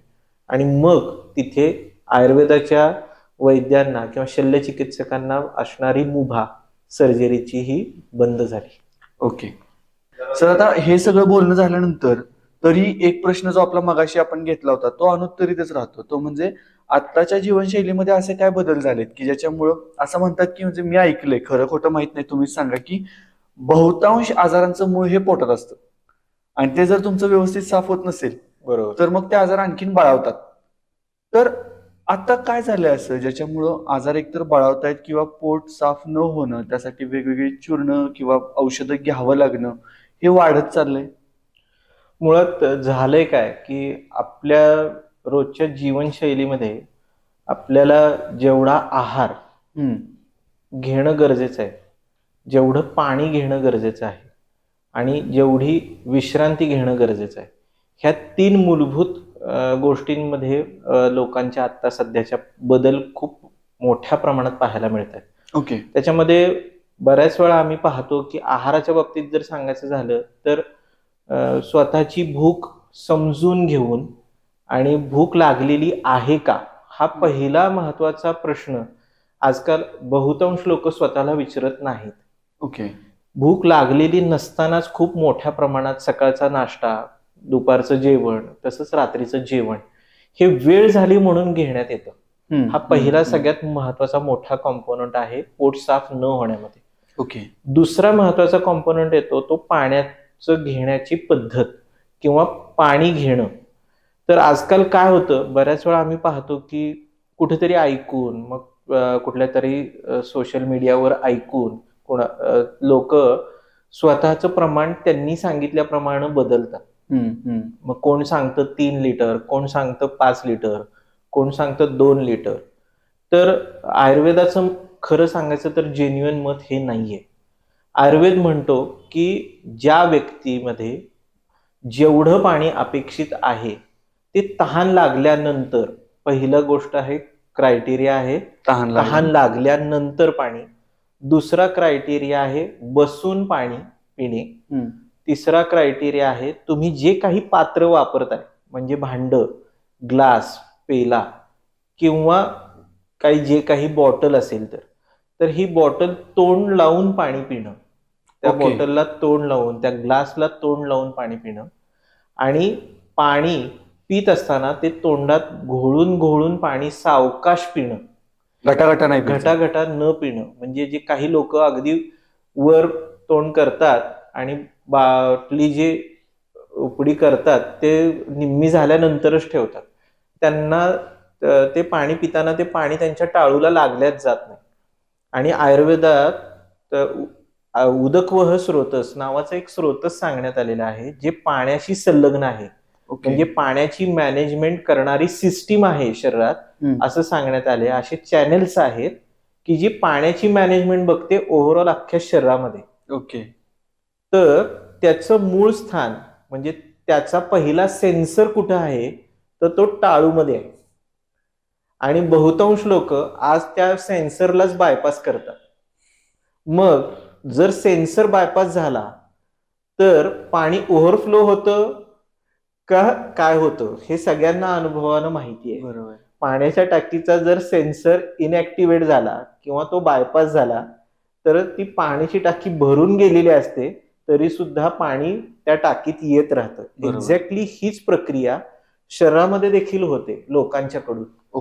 त्या सेन्सरला पाणीच न लागल्यामुळं पोटात आधी पाणी जातं, पोटाकडून तो सिग्नल मेंदूला पाठवण्यात येतो आणि मेंदूकडून मग हातांना सांगण्यात येतं की अरे बाबा गरजेपेक्षा जास्त पाणी आलेलं आहे, आता तू थांब. की जो सिग्नल ऍक्च्युली टाळूकडून ब्रेनला डायरेक्ट जायला पाहिजे, बरोबर, त्या उदकवह स्रोतसाच्या पहिल्या सेन्सर कडून ब्रेनला जायला पाहिजे, तो जात नाही. आणि मग लोक अनावश्यक पाणी तोपर्यंत पिऊन बसलेली असतात आणि ज्याचा परिणाम त्यांचे पाचक स्राव पातळ होण्याकडे, त्याचबरोबरीनं पचनाला ते पाणी जड होऊन जातं. ते पाणी म्हणजे नुसतं पाणी नसतं हे लोक विसरतात. त्याच्यात बरेचसे क्षार असतात, त्याच्यात बरेचसे धातू विरघळलेले असतात की ज्याला आपण डिझॉल्व्ड सॉल्ट्स म्हणतो, हे असतात. आणि ते पचनाच्या प्रक्रियेतून पुढे जात असतात. ते डायरेक्ट लघवी त्याची क्रिएट होत नाही किंवा त्याच्यातून लघवीची उत्पत्ती होत नाही. तर हा जो काही भाग आहे हा बऱ्याच वेळा बायपास केला जातो आणि मग लोकांना पचनाच्या विस्कळीतपणातून नंतर पचनाचे आजार येतात आणि पोट साफ होण्याची प्रक्रिया बिघडते. हा जरा दुसरा. आणि तिसरं की झोपेच्या पॅटर्न्स. आजकाल आपण बहुतांश लोक बघतो की त्यांचे झोपेचे पॅटर्न्स फिक्स नाहीयेत. आज वाटलं 10 वाजता झोपतील, उद्या वाटलं 11 वाजता झोपतील, परवा दिवशी वाटलं 2 वाजताच झोपतील. तर हे बायोलॉजिकल क्लॉक आहे जे आपल्या शरीरामध्ये, ते त्या झोपेला तुमच्या पचनाच्या क्लॉकशी जोडलेलं असतं. अशा पद्धतीनं बायोलॉजिकल क्लॉक हे सेंटरमध्ये असतं. झोपेचं क्लॉक, पचनाचं क्लॉक हे त्याच्याशी संलग्न असतात. आणि मग ज्या वेळेस तुम्ही झोपेच्या क्लॉकला डिस्टर्ब करता, ऑटोमॅटिकली बायोलॉजिकल क्लॉक पण डिस्टर्ब होतं चयापचय क्रियेशी निगडीत, आणि पचनाच्या संदर्भात असलेलं क्लॉक्स देखील डिस्टर्ब होतं. आणि मग सगळा विस्कळीतपणा येतो आणि पोटाच्या तक्रारी किंवा पचनाच्या तक्रारी किंवा मग पोट साफ होण्याच्या तक्रारी समस्यांमध्ये लोक खूप मोठ्या प्रमाणात लँडअप होतात. या ह्याच्यात आम्ही सोल्युशन काय सांगतो किंवा आयुर्वेद सोल्युशन याबद्दल काय सांगतो, तर आयुर्वेद सांगतो की तुम्हाला भूक लागल्याशिवाय तुम्ही खाऊ नका, स्पष्ट कॉल येऊ द्यात. तहान लागल्याशिवाय पाणी पिऊ नका. शेतकरी देखील हेच करतो. आपल्याला हे पाहायला मिळतं का, अति पाणी दिल्यानंतर शेतात मीठ फुटतं. बरोबर. मग शेतकरी काय करतो, पावसाळ्यात शेतीला पाणी द्यायला जात नाही, म्हणजे काय करतो, तर त्या पाण्याचं व्यवस्थापन तो ऋतूनुसार बदलतो. बरोबर. एक्झॅक्टली तुम्ही त्याच ऋतूमध्ये जगताय असं आयुर्वेद म्हणतो. आणि त्यामुळे ऋतुमानानुसार जर तुमची तहान कमी झाली, किंवा तुम्ही जर आज इंडोअरमध्ये काम करताय, काही एसी मध्ये काम करणारे दिवस दिवस लोक आज आपल्याकडे आहेत कॉर्पोरेट सेक्टरमध्ये, त्यांना घामच येत नाही, कोणत्याही पद्धतीने त्यांच्या शरीरातून पाण्याचा खर्चच होत नाही, बरोबर. तर तरी सुद्धा ते लोक 2 लिटर 3 लिटर ठरवून पाणी पितात. आणि मग त्याचं अनड्यू प्रेशर किडनीवर डेव्हलप होतं, त्याचं अनड्यू प्रेशर हार्टवर क्रिएट होतं, आणि ह्या लोकांना कालांतरानं पचनाच्या तक्रारींच्या बरोबर हार्टचे आणि किडनीचे आजार येतात. ओके.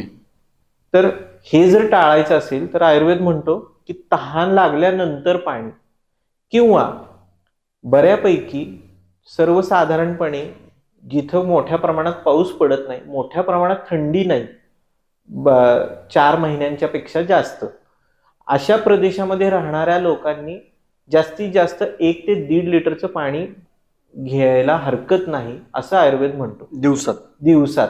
ओके.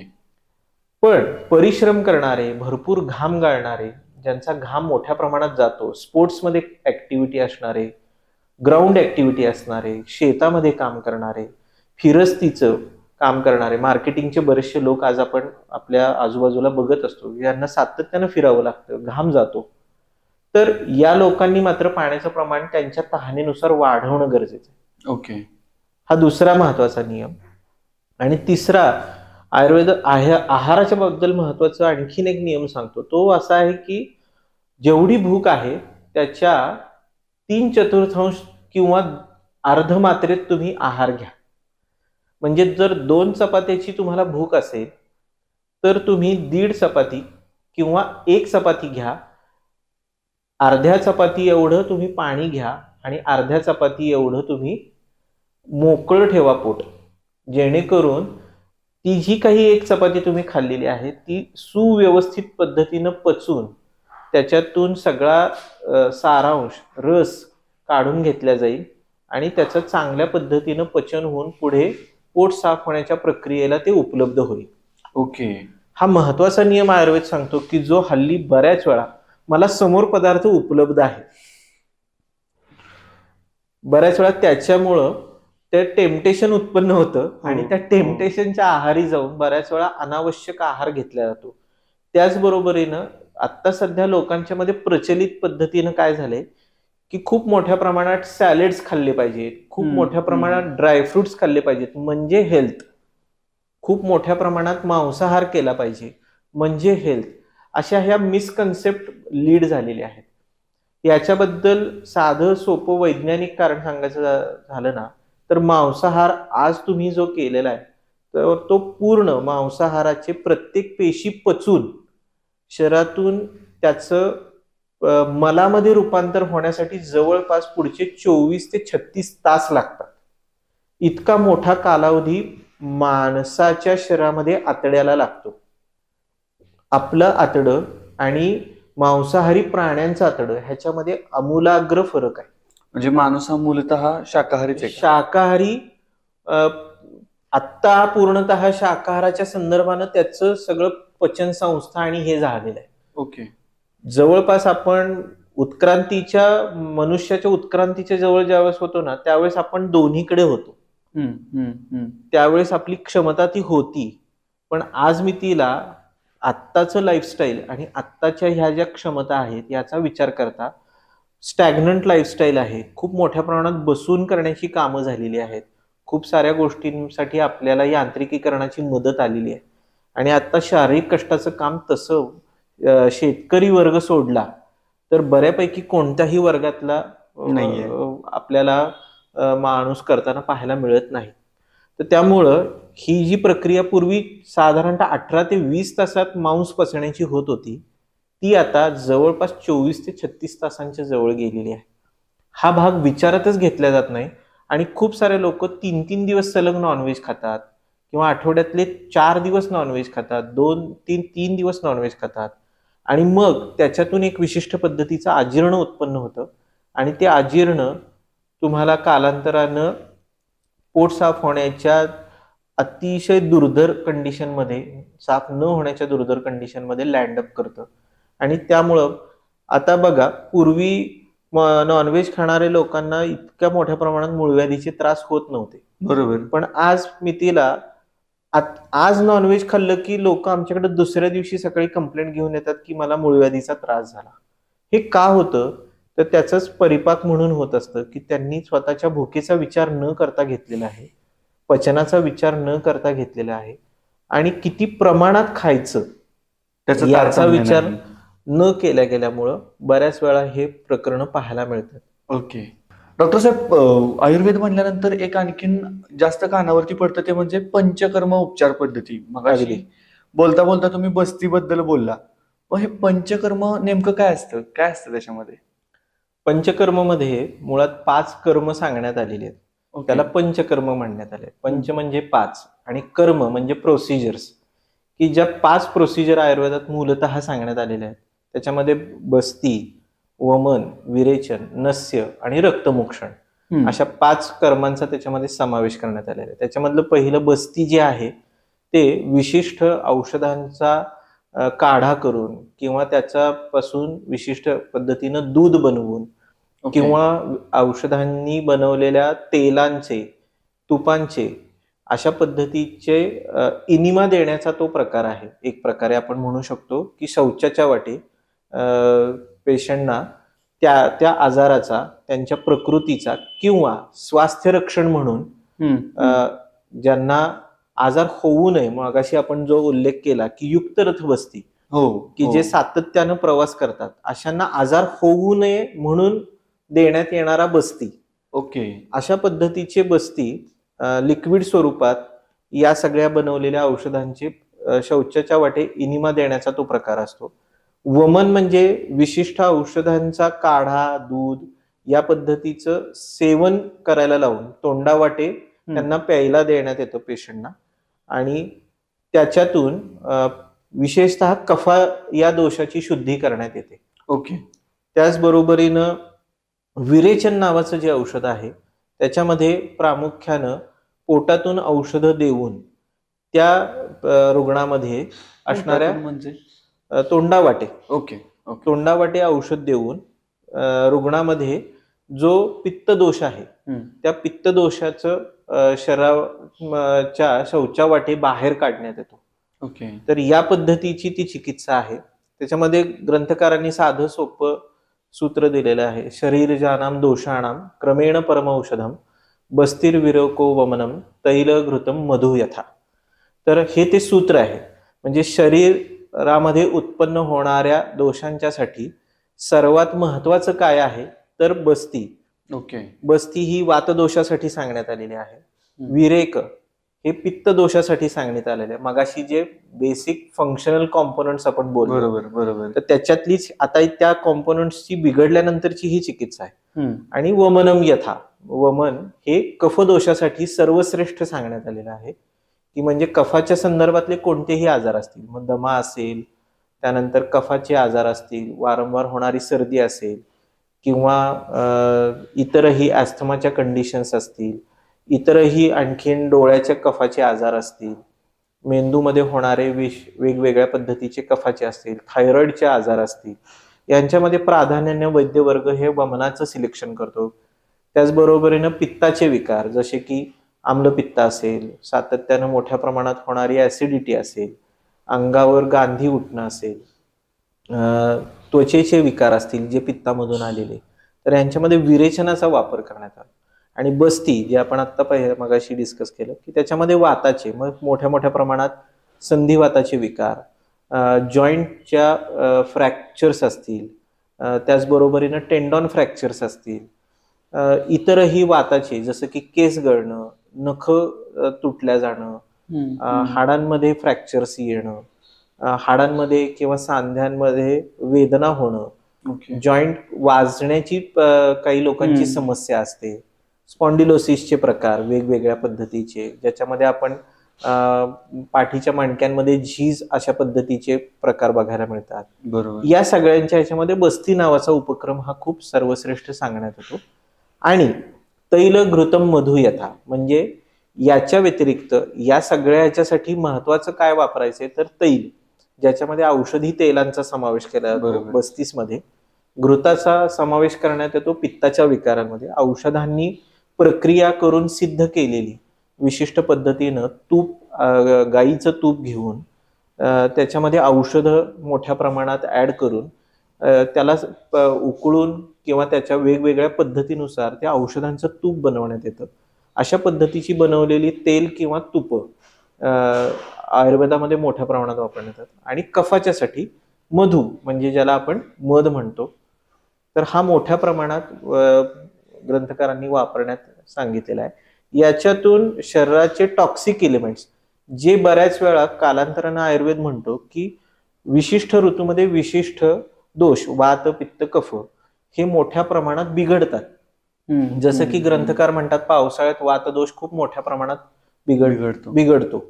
सर्वसामान्य सगळ्या लोकांच्या मध्ये बिघडतो. तिथं तो आजार उत्पन्न करतो का? नाही लगेच. पण त्या बिघडलेल्या दोषाचं ज्यावेळेस ती व्यक्ती तसंच पुढं कॅरी ऑन करते, त्यावेळेस तो कालांतरानं त्याला कुठल्या तरी आजारामध्ये घेऊन जाणार आहे.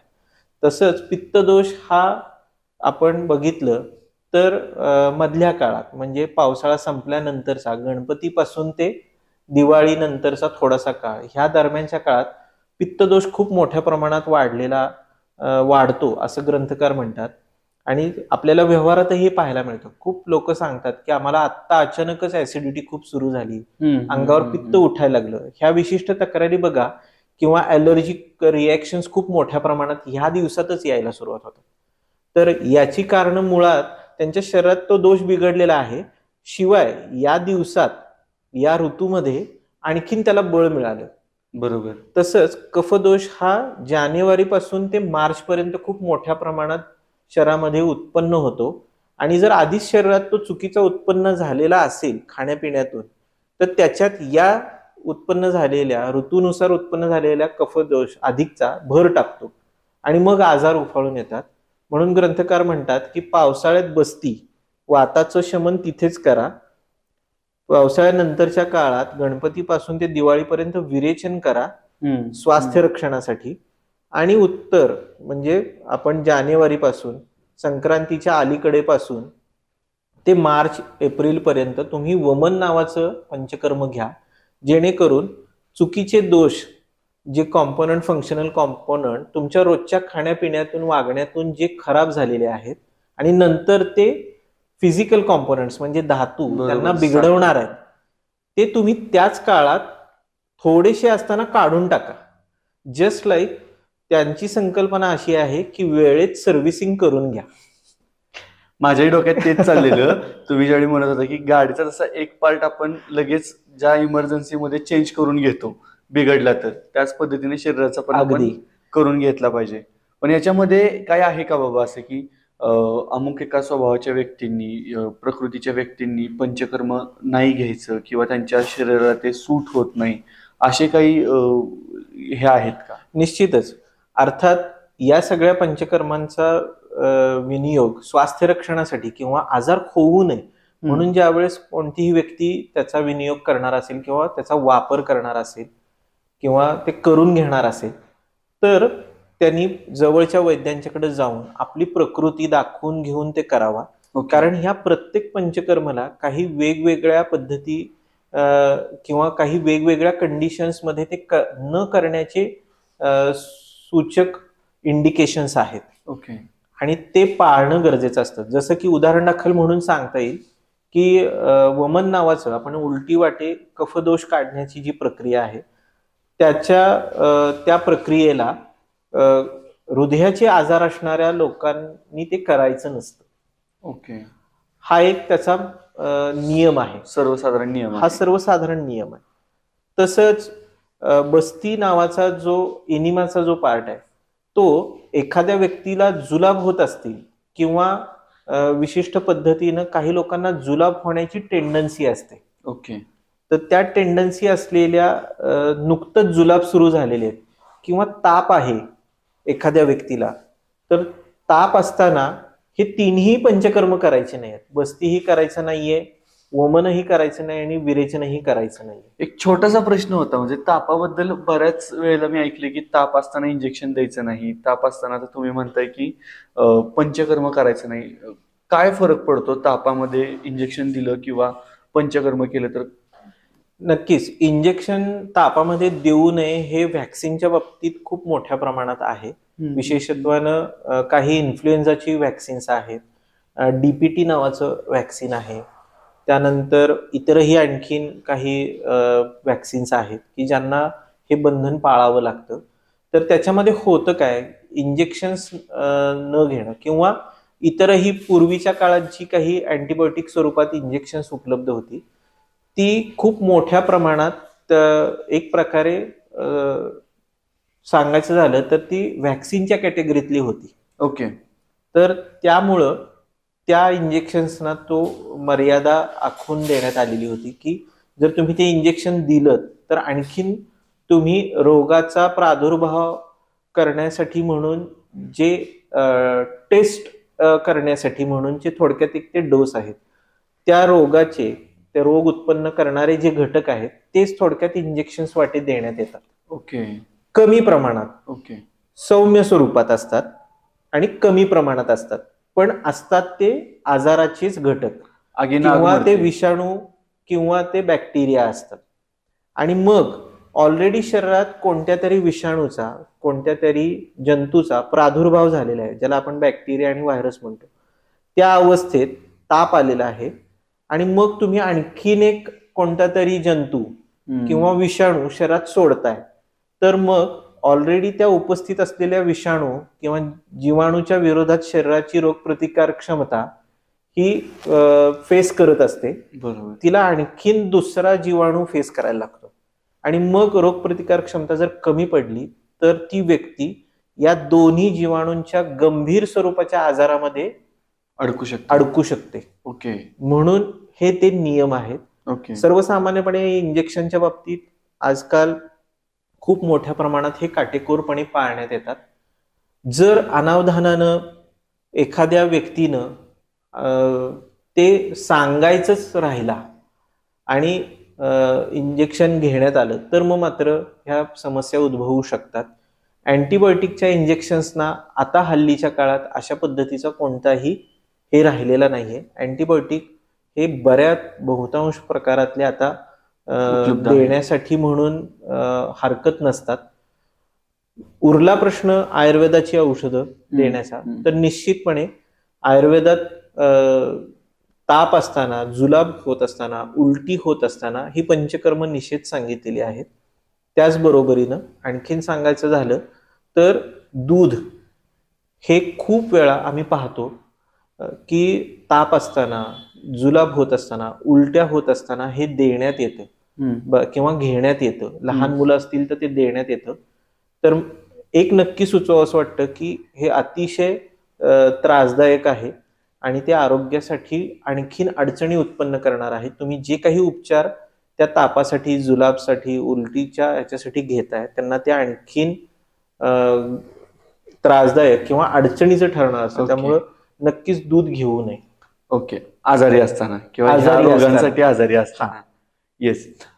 डॉक्टर साहेब, आजकाल जसं राहणीमान बदलते तसं काही रोग, म्हणजे पहिल्यांदा मी ऐकायचो की हृदयविकाराचा झटका, ज्याला हार्ट अटॅक म्हणतोय आपण, तर तो 60मध्ये 70मध्ये यायचा. आणि 2 महिन्यापूर्वी मला अचानक फोन आला की माझ्या एका जवळच्या मित्राला, म्हणजे वय साधारण 32-33, त्याला हार्ट अटॅक आला.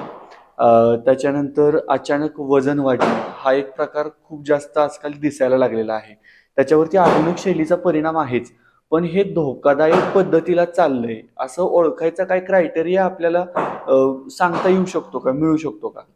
निश्चित. शरीरामध्ये अशा बऱ्याचशा यंत्रणा आहेत की ज्या आपल्याला सूचित करत असतात की आपल्याला कोणत्या ना कोणत्या स्वरूपाचा हृदयाच्या संदर्भात किंवा इतर गंभीर स्वरूपाचा कोणता तरी आजार होण्याकडे आपण चाललेलो आहोत. त्याच्यामध्ये सगळ्यात पहिली लक्षणं असतात ती म्हणजे तुमच्या रोजच्या कामांमधली तुमची कार्यक्षमता काहीही कारण नसताना कमी होणं. ओके. मग ती कार्यक्षमता साध्या साध्या गोष्टींची असेल. थोडक्यात त्या व्यक्तीला 4 वाक्य बोलताना सुद्धा दम लागणं, किंवा थोडंसं जरी चाललं तरी दम लागणं, घाम येणं, हे जर प्रकार होत असतील, वजन अचानक वाढत असेल, अचानक कमी होत असेल, त्याचबरोबरीनं आणखीन सांगायचं झालं तर सातत्यानं ज्या लोकांना ऍसिडिटीच्या तक्रारी आहेत, अपचनाच्या तक्रारी आहेत, किंवा वेळी अवेळी खाण्याचं आहे, आणि जे लोक खूप मोठ्या प्रमाणात कोणत्या ना कोणत्या स्वरूपाचं व्यसन करतात, ओके, तर या लोकांनी मात्र या लक्षणांच्याकडे अजिबात दुर्लक्ष करू नये. कारण ही लक्षणं पुढे जाऊन कोणत्या ना कोणत्या स्वरूपाच्या हृदयाच्या आजाराची सूचना देत असतात येणाऱ्या. त्यामुळं या लक्षणांच्याकडे खूप मोठ्या बारकाईने बघितलं पाहिजे. आणि ती लक्षणं उपस्थित असताना काही लोकांचा असा समज असतो की मी खूप मोठ्या प्रमाणात जिम करतोय, मी खूप मोठ्या प्रमाणात फिटनेस करतोय, किंवा माझा तो प्रोटोकॉल आहे डाएटचा. हे सगळं बरोबर आहे, पण शरीर आणि आजार हा त्याचा धर्म सोडत नाही. तुम्ही फिटनेस करता, पण तो फिटनेस बऱ्याच वेळा हृदयाचं आरोग्य किंवा रक्ताचं आरोग्य सांभाळण्यासाठी नसतो, तर तो ओव्हरऑल तुमची प्रकृती दिसते कशी, बरोबर, तुमचं शरीर यष्टी, रादर दॅन आपण असं म्हणू, प्रकृती म्हणण्यापेक्षा शरीर यष्टी दिसते कशी, तुम्ही दिसता कशी, याच्याशी संलग्न असतात ह्या सगळ्या गोष्टी. जेवढे बहुतांश आज बरोबर आपण आजूबाजूला बघतोय, तर हे दिसण्याच्या संबंधात आहे आणि हे असण्याच्या संदर्भात आहे. स्वास्थ्य असणं आणि स्वस्थ दिसणं, बरोबर, ह्या 2 वेगळ्या गोष्टी आहेत. तर म्हणून आता हल्ली तरी एक चांगली गोष्ट आहे, बहुतांश जे रिस्पॉन्सिबल आणि खूप अनुभवी ट्रेनर आहेत, या पद्धतीनं जे लोक फिजिकल ट्रेनिंग देतात त्यांच्या क्लायंट्सना, बरोबर, ते लोक बऱ्यापैकी आता एक खूप चांगली गोष्ट करतात की ते दर 5 महिन्यांनी 6 महिन्यांनी एक चेकअप करून घ्यायला सांगतात, किंवा मेडिकल रिपोर्ट्स करून घ्यायला सांगतात. तर हे निश्चित सुचवावं असं वाटतं की जे कोणीही अशा पद्धतीनं करत असतील त्यांच्या ट्रेनरनी सांगू द्यात अथवा न सांगू द्यात, तुम्ही तुमचा बेसिक एक जो काही ब्लड चेकअप आहे त्या संदर्भातला, मग त्याच्यामध्ये तुमच्या रक्तामधल्या चरबीचं प्रमाण, त्यानंतर एक बेसिक सोनोग्राफी की ज्याच्यामध्ये लिव्हरच्या संदर्भात आपल्याला काही गोष्टी समजतात आणि किडनीच्या संदर्भात काही गोष्टी समजतात, आणि रक्तामधील बाकीचे इतर युरिक ऍसिड आणि क्रिएटिनिन याच्या तपासण्या ह्या ठराविक अंतरानं ह्या कुठल्या तरी डॉक्टरांच्या सल्ल्यानुसार हे करणं गरजेचं आहे. आणि त्याशिवाय हा भाग तुम्ही जर पुढे कंटिन्यू नेत असाल तर ते थोडंसं तुम्ही एक प्रकारची रिस्क घेताय हे गृहीत धरलं पाहिजे. स्वतःच्या असण्यावरती रिस्क घेताय.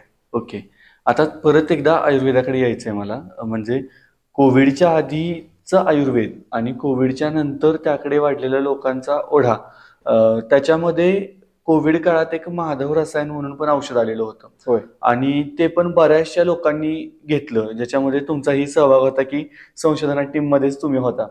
तर अशी काय कारणं होती की ज्याच्यामुळे कोविड पोस्ट कोविड इरामध्ये लोकांना आयुर्वेद जास्त जवळचा वाटायला लागला? अगदी मुळात झालं काय की ज्यावेळेस कोविड आला ना, तर प्रथम दर्शनी तर सगळीकडे काही ना काहीतरी वेगवेगळ्या पद्धतीच्या उपचार सुचवण्यात आले होते. जगभरातच ही परिस्थिती होती. त्याच्यामध्ये कोणताही असा विशिष्ट औषधाचा उपक्रम किंवा औषधांची पद्धती किंवा ज्याला प्रोटोकॉल म्हणण्यात येतं सोफिस्टिकेटेड लँग्वेजमध्ये मेडिकल सायन्सेसच्या, हा उपलब्धच नव्हता. बरोबर. आणि सर्वार्थानं जग चाचपडत होतं की कुठंतरी आश्वासक काही सापडेल.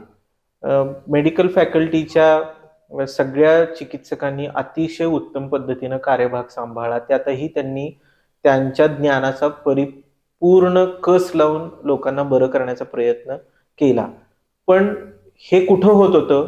जे लोक हॉस्पिटलमध्ये ऍडमिट होत होते, पण असे बरेचसे लोक होते की ज्यांना हॉस्पिटलाइज होण्यापासून कमी किंवा त्यांना नको होतं आणि अशी गरज होती की मोठ्या प्रमाणात हॉस्पिटलाइज होणं हे देखील परवडणारं नव्हतं. एका घरात ज्यावेळेस 2 लोक ऍडमिट झाले त्यावेळेस तिसऱ्या आणि चौथ्या व्यक्तीला ऍडमिट होण्याची मुभा नव्हती. आर्थिक दृष्ट्या असेल, कौटुंबिक दृष्ट्या असेल, नियोजनाचं, मनुष्यबळाचं नियोजन असेल, अशी परिस्थिती होती. आणि मग त्या काळात आयुर्वेद फॅकल्टीकडून आणि आपल्या आयुष मिनिस्ट्रीकडून खूप चांगल्या उपक्रम राबवण्यात आले खरं तर, ज्याच्यामध्ये आयुष काढा नावाचं एक औषध होतं. आयुष मिनिस्ट्रीकडून ते तयार करण्यात आलं होतं आणि त्याची उपलब्धता करून देण्यात आली होती. आणि सगळ्यात महत्वाचा चांगला भाग झाला की जो आपण मगाशी बोललो की 21व्या शतकातले वैद्य हे यांत्रिकीकरणाने युक्त होते. ओके. आणि त्यांनी त्या यांत्रिकीकरणाचा आणि मोठ्या प्रमाणात आता आयुर्वेदात कार्यरत असलेल्या औषधी निर्मिती करणाऱ्या कंपन्यांची मदत घेऊन आयुर्वेदातली जी महत्वाची कोविडवर उपयोगी पडणारी, कोविडच्या कॉम्प्लिकेशन्सवर उपयोगी पडणारी जी औषधं होती ती वैद्यांनी खूप मोठ्या प्रमाणात सोशल मीडियाच्या माध्यमातून आणि इतर माध्यमातून लोकांच्या पर्यंत पोहोचली. माधव रसायनही त्याच पद्धतीनं खूप मोठ्या प्रमाणात महाराष्ट्रात वापरण्यात आलं. तब्बल जवळपास 3.5 लाख ऍडमिशन असलेल्या पेशंटमध्ये ते वापरण्यात आलंय. ओके. आणि जवळपास तब्बल ऍडमिशन नसलेले इतर जवळपास 12 लाखांच्या पेशंटनी त्याचा वापर केलेला आहे. इतक्या मोठ्या प्रमाणात हे का होऊ शकलं तर मगाशी तो मुद्दा होता की तो यांत्रिकीकरणाचा वेग मिळाला. तो वेग त्या कमी वेळात खूप मोठ्या प्रमाणात औषधांची निर्मिती होऊ शकली, उपलब्धता होऊ शकली. आणि वैद्यांनी ऑलरेडी आज मी तिला वैद्य हे सगळे या पद्धतीच्या व्हायरल आजारांना ट्रीट करतच आहेत. होतंय काय फक्त की आज मी तिला वैद्यांच्याकडून या सक्सेस स्टोरीज ज्या आहेत ना ह्या म्हणाव्या तशा लोकांच्या पर्यंत पोहोचत नाहीयेत. बरोबर. म्हणजे माझ्या दवाखान्यात सांगायचं झालं तर मी रोज किमान 15 कोविडचे पॉझिटिव्ह पेशंट बघत होतो. आणि साध्या ग्लोव्ज घालून, एक साधा कापडी मास्क वापरून. हे काम आम्ही आधी पण करत होतो का? हा इन्फ्लुएन्झा कॅटेगरीचा व्हायरस आहे. त्याच पद्धतीचे इतर दरवर्षी येणारे व्हायरस हे आम्ही ट्रीट करतच असतो दरवर्षी. फक्त होतं काय की या काळात वैद्यांनी ते समाजापर्यंत, लोकांच्या पर्यंत पोहोचवण्याचं पण थोडंसं मनावर घेतलं की जी प्रक्रिया, जी गोष्ट वैद्यांच्याकडून इतर वेळेस होत नाही. 4 खोलीत बंद असायची ती आता मोबाईलवर काम भरपूर होतंय. आयुर्वेदाच्या माध्यमातून भरपूर लोक बरी होत आहेत. पण हे काम लोकांच्या पर्यंत पोहोचणं हे होत नव्हतं. ते कोविडच्या काळात लोकही घरी बसून सोशल मीडियावर जास्त अपिअर्ड होते की जेणेकरून तो वेळ होता. आणि मग सोशल मीडियामध्ये वैद्यांच्याकडून जे काही कंटेंट आणि सक्सेस स्टोरीज शेअर करण्यात येत होत्या त्यामुळे लोकांनी खूप मोठ्या प्रमाणात त्यावेळेस अवेअरनेस लोकांच्यात क्रिएट झालाय. ओके. खरं सांगायचं तर. आणि ह्याच्यासाठी सोशल मीडियाचा अनन्यसाधारण वापर झालेला आहे. हे नक्की सांगावंसं वाटतं. आणि तितक्याच मोठ्या प्रमाणात भारतीय लोकांना पुन्हा एकदा जाणीव झालेली आहे की आपण भारतीय आहोत तर आपलं औषधही भारतीय असू शकतं.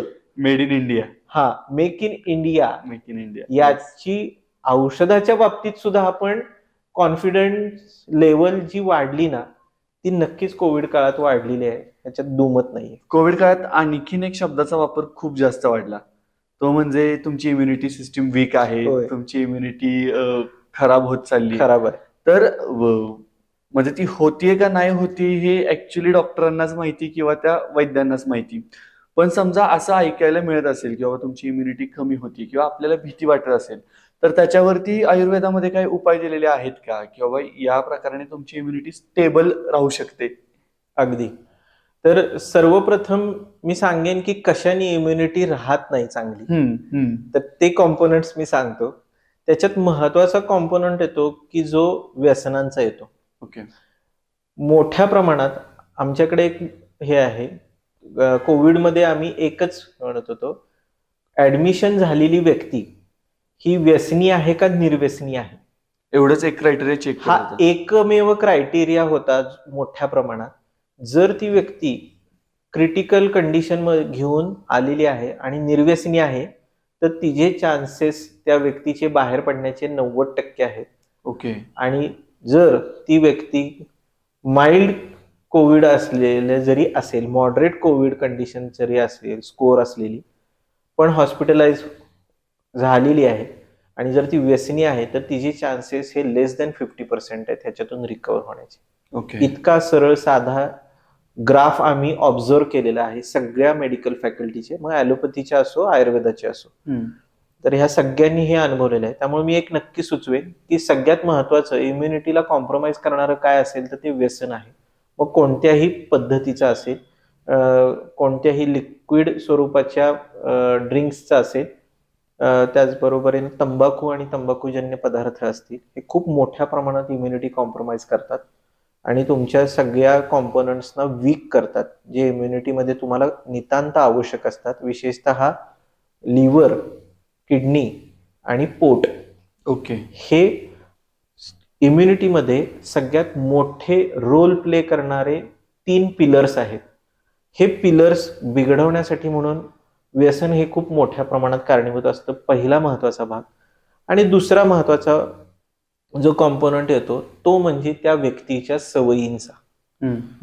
जर तुमच्या सवयी, मगाशी आपण जे बोललो की काही लोकांना शौचाला आल्यानंतर, लघवीला आल्यानंतर, युरिनला आल्यानंतर आणि टॉयलेटला आल्यानंतर ते थांबवून ठेवतात, थोड्या वेळानं जातो, थोड्या वेळानं जाऊ, या पद्धतीनं ज्यांच्या शरीरामध्ये.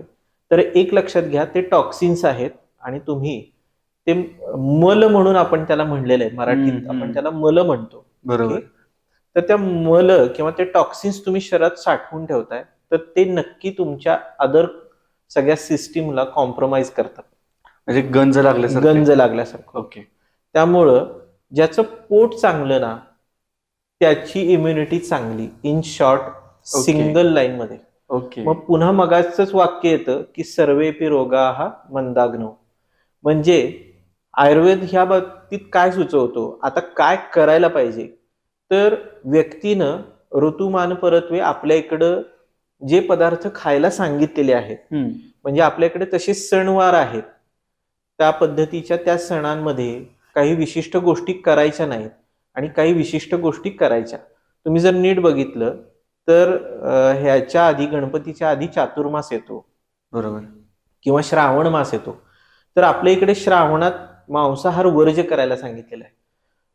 त्याला आध्यात्मिक जोड आहे तो भाग वेगळा, पण त्याला मेडिकल रिझन्स आहे. तुम्ही जर श्रावणाचा जर काळ बघितला तर हा मोठ्या प्रमाणात त्या प्राण्यांच्या मध्ये सुद्धा आजारपणाचा काळ असतो. ओके. आणि ज्या वेळेस तुम्ही ते प्राणी ते आजारी आहेत का आजारी नाही आहेत हे तुम्हाला कळत नाही. बरोबर. ते एकतर त्या प्राण्याला माहित असतं किंवा त्याच्या डॉक्टरला माहित असतं. बरोबर. आणि त्याचबरोबरीनं निसर्गतः पावसाळ्याच्या काळामध्ये शरीरामध्ये प्राण्यांच्या हे टॉक्सिन्स खूप मोठ्या प्रमाणात ऍक्युम्युलेट होत असतात. आणि त्या अशा पद्धतीच्या विषयुक्त किंवा टॉक्सिन क्रिएट झालेल्या प्राणी जर तुम्ही सेवन केले तर तुम्ही साहजिक ते टॉक्सिन्स कंझ्युम करताय. बरोबर. आणि ते टॉक्सिन्स वर्षा काळात म्हणजे पावसाळ्याच्या दिवसात तुमच्या शरीरात मुळात भूक कमी झालेली आहे, खूप मोठ्या प्रमाणात पावसाचं वातावरण आहे, पचनसंस्था कमकुवत झालेली असते आणि त्या ह्याच्यात जर तुम्ही तो मांसाहार केलात श्रावणाच्या ह्याच्यात की जे त्यात मधूनच ऊन पडतंय, मधूनच पाऊस पडतोय, सगळं कमी जास्त असतं, त्याच्यात कोणताही पॅटर्न नाहीये एक सलग, अशा अवस्थेत तुमच्या शरीराच्या मध्ये डायजेशन मध्ये जे चेंजेस आलेले असतात ते त्याला फेवरेबल नसतात. ओके. अशा पद्धतीच्या आहाराला अशाच पद्धतीचा बराचसा खाण्यापिण्याच्या संदर्भातला पॅटर्न आपल्याकडे आपल्या संस्कृतीमध्ये दिलेला आहे. तर त्याच्या मागे पूर्वीच्या काळात त्या ऋषीमुनींनी ते अध्यात्माच्या परिभाषांमध्ये सांगितलेले आहे किंवा संस्कृतीच्या किंवा सणावारांच्या परिभाषांमध्ये ते इनकॉर्पोरेट केलेलं आहे. दुसरं आणखीन आपण जे बघू शकतो महत्वाचा कॉम्पोनंट आहे, हा एक सांगितलेला आहे आयुर्वेदात. आणि दुसरा कॉम्पोनंट जो सांगण्यात आलेला आहे तो असा आहे की तुम्ही तुमचा आहार हा तुमच्या प्रकृतीला साजेसा घ्या. तुमची हम्म. प्रकृती परीक्षण करून घ्या, एखाद्या वैद्यांच्याकडून करून घ्या, किंवा तुमची प्रकृती वाताच्या त्रासांची आहे का, पित्ताच्या त्रासांची आहे का, कफाच्या त्रासांची आहे, आणि मग त्यानुसार आहाराची मात्रा, मगाशी बोललो त्याप्रमाणे कमी प्रमाणात आहार घेणं, योग्य वेळेत आहार घेणं, आणि तुमच्या सगळ्यात महत्वाचं काय असेल तर तुमच्या फॅमिलीमध्ये तुमच्या आधीच्या 7 पिढ्यांनी जो आहार घेतलेला आहे तो तुमचा जेनेटिक आहार आहे. ओके. बऱ्याच वेळा हल्लीच्या काळात इतर उपलब्ध प्रकार खूप आहेत, म्हणून ते खूप मोठ्या प्रमाणात कन्झ्युम केले जातात, रादर दॅन त्याची क्वांटिटी ह्या तुमच्या जेनेटिक फूड म्हणजे तुमच्या वंश परंपरागत आहार याच्यापेक्षा मोर दॅन 50% असते. आणि इथे आजकाल आम्हाला असं लक्षात येते की इथे हे खूप मोठा हा फ्लॉज आहे की ज्याच्यामुळे लोक आजारी पडतायत. ओके. की त्यांनी त्यांचं जेनेटिक फूड घ्यायचं सोडून बाकीचे इतर फूड अडॅप्ट करायला सुरुवात केलेली आहे. ओके. आणि ह्या ट्रान्झिशन पिरियडमध्ये अजून त्यांचं शरीर त्या ओल्ड फूडच्या मेमरी कॅरी करतंय, ज्याला आपण जेनेटिक फूड म्हणतोय. बरोबर.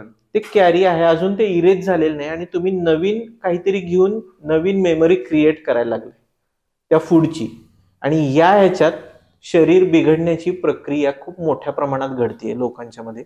त्यामुळे ह्याच्यात आम्ही साधं सरळ सुचवतो, तुम्ही जर केरळियन असाल तर तुम्ही तुमचं केरळियन फूड ऍटलिस्ट जरी तुम्ही महाराष्ट्रात राहत असला तरी यू शुड हॅव 50%, तुम्ही 50% केरळियन फूड खाल्लं पाहिजे. ओके. आणि 50% तुम्ही महाराष्ट्राच्या ज्या टेरिटरीमध्ये राहताय तिथले लोकल खाण्याचे पदार्थ हे तुम्ही अडॅप्ट करायलाच हवेत. ओके.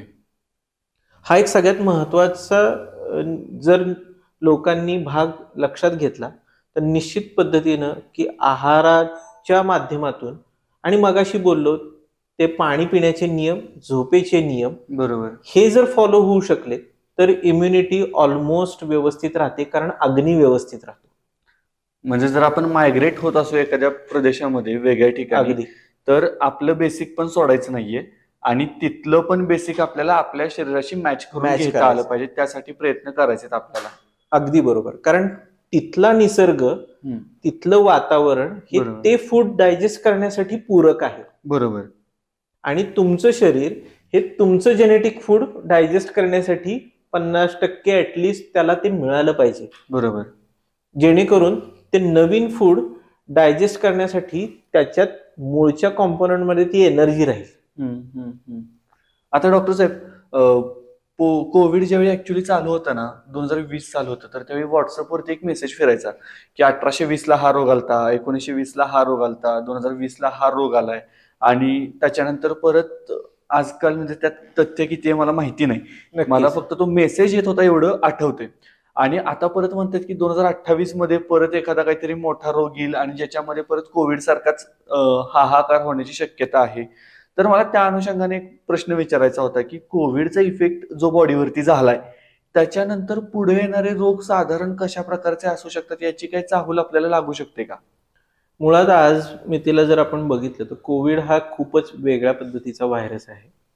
आम्ही एक खूप बेसिक गोष्ट अनुभवलेली आहे की त्याच्यामध्ये जी सांगण्यासारखी आहे की तुम्हाला जर कोणतेही आधी छोट्या मोठ्या तक्रारी असतील किंवा त्रास असतील किंवा आजार असतील, तर कोविड आल्यानंतर ज्यांना होऊन गेलेला आहे किंवा ज्यांना झालेला नाहीये पण आत्ता जे लोक आहेत, तर त्या लोकांच्या मध्ये त्या आजारांचं, त्या त्रासांचं किंवा त्या समस्यांचं थोडंसं एक्झॅगरेशन पाहायला मिळतंय, तर त्या वाढलेल्या पाहायला मिळतात. तर त्याचं कारण सगळ्यात महत्वाचं असं आहे की बऱ्याचसा कोविडचा जो हे आहे कॅरेक्टरिस्टिक्स आहे, तर ते कोविडची कॅरेक्टरिस्टिक तुमच्या शरीरात असलेल्या आजारांना एनहान्स करण्याची त्याची कॅरेक्टरिस्टिक्स आहे. ओके.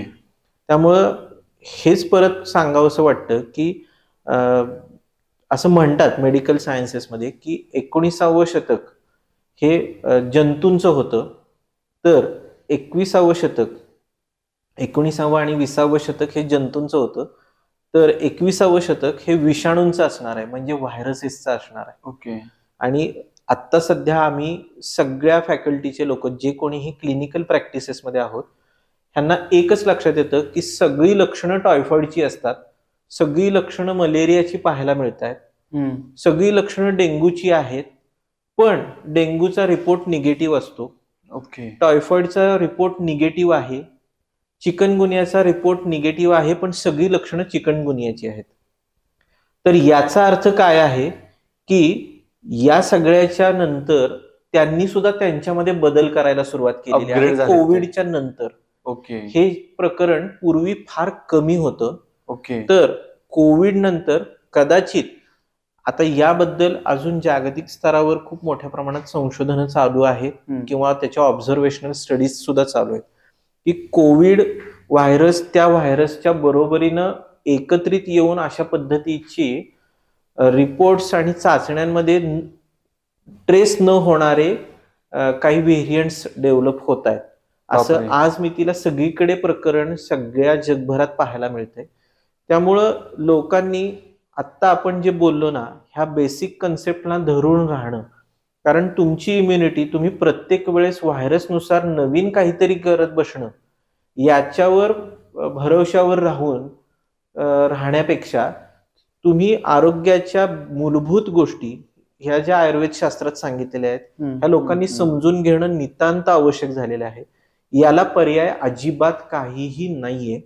आणि लोकांनी हे जे आत्ता आपण बोललेलो आहे ना या मूलभूत भुकेच्या संकल्पना, तहानेची संकल्पना, पोट साफ होण्याची संकल्पना, अग्नीची संकल्पना, पचनाची संकल्पना, याला स्वतःला रोज स्वतःला चेक करणं, स्वतःच चेक करणं की माझी आज भूक व्यवस्थित आहे का, बरोबर, तर मग मी तेवढंच खाल्लं पाहिजे.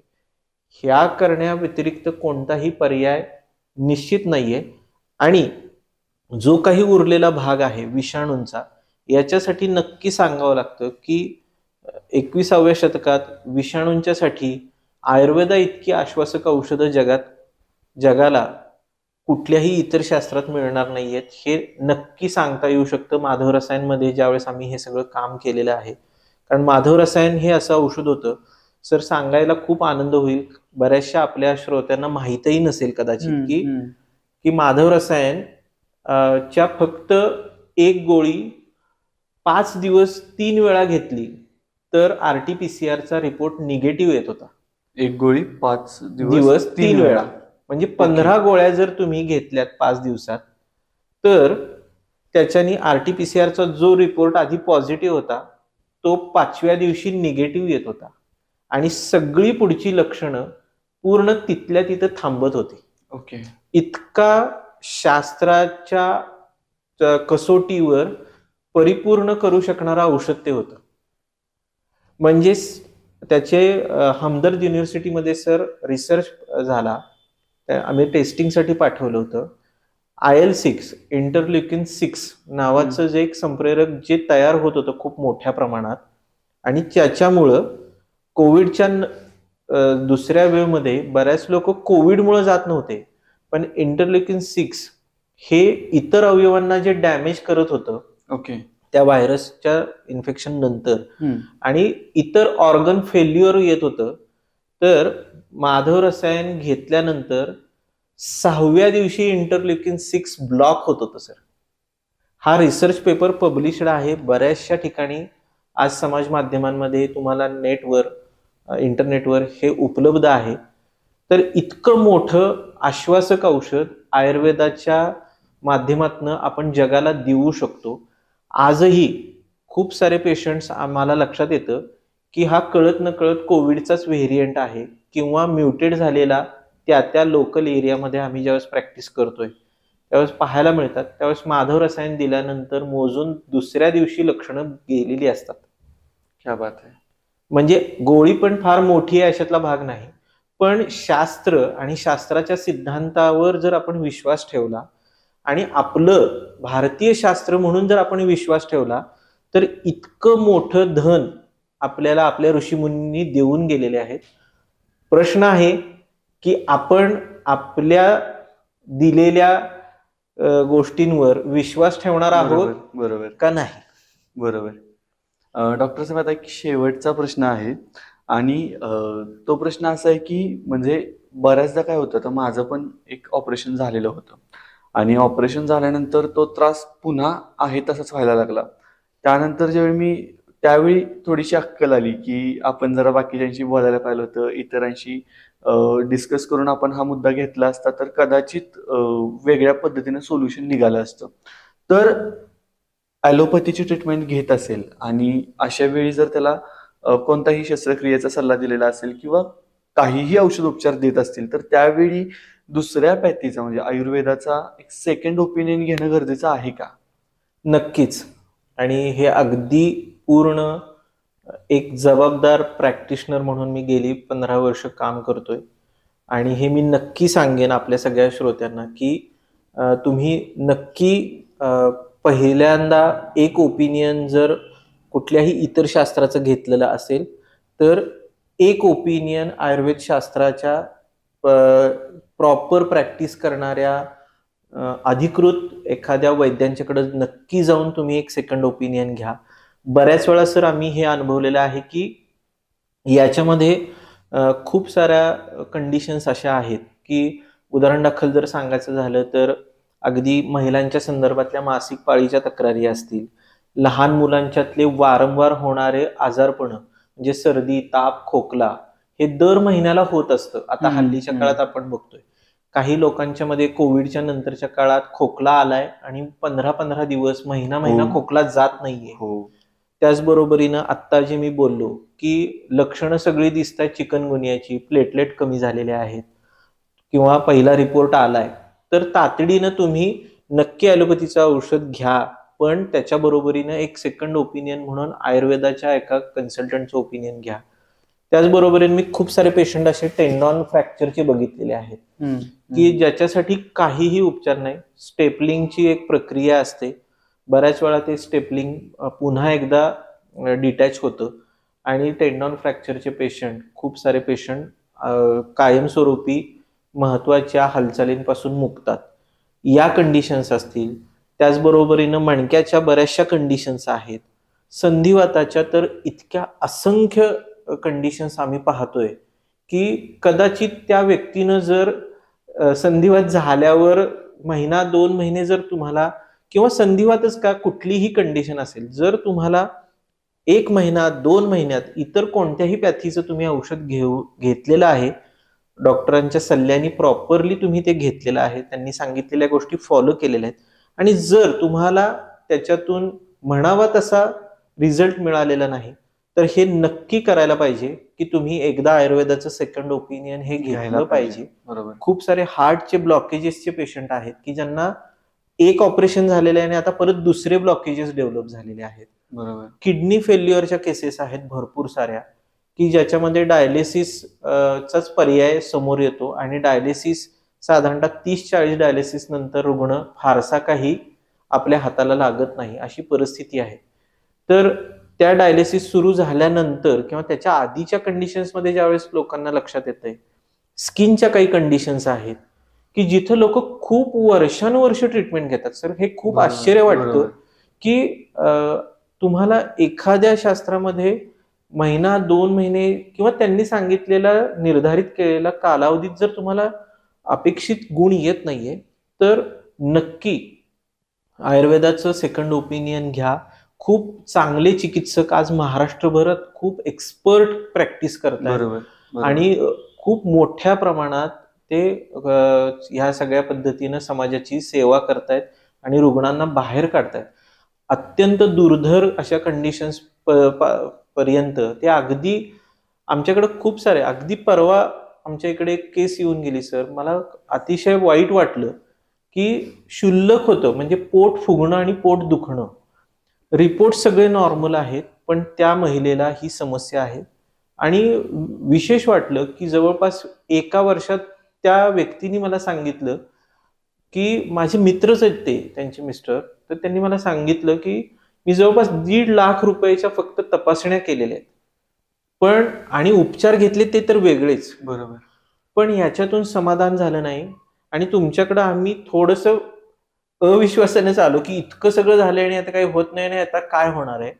पण सांगितलं म्हणून आलो आणि म्हणले 4थ्या दिवशी जो फरक पडायला सुरुवात झालाय, 10व्या दिवशी पूर्णतः तो त्रास पूर्ण बरा झाला.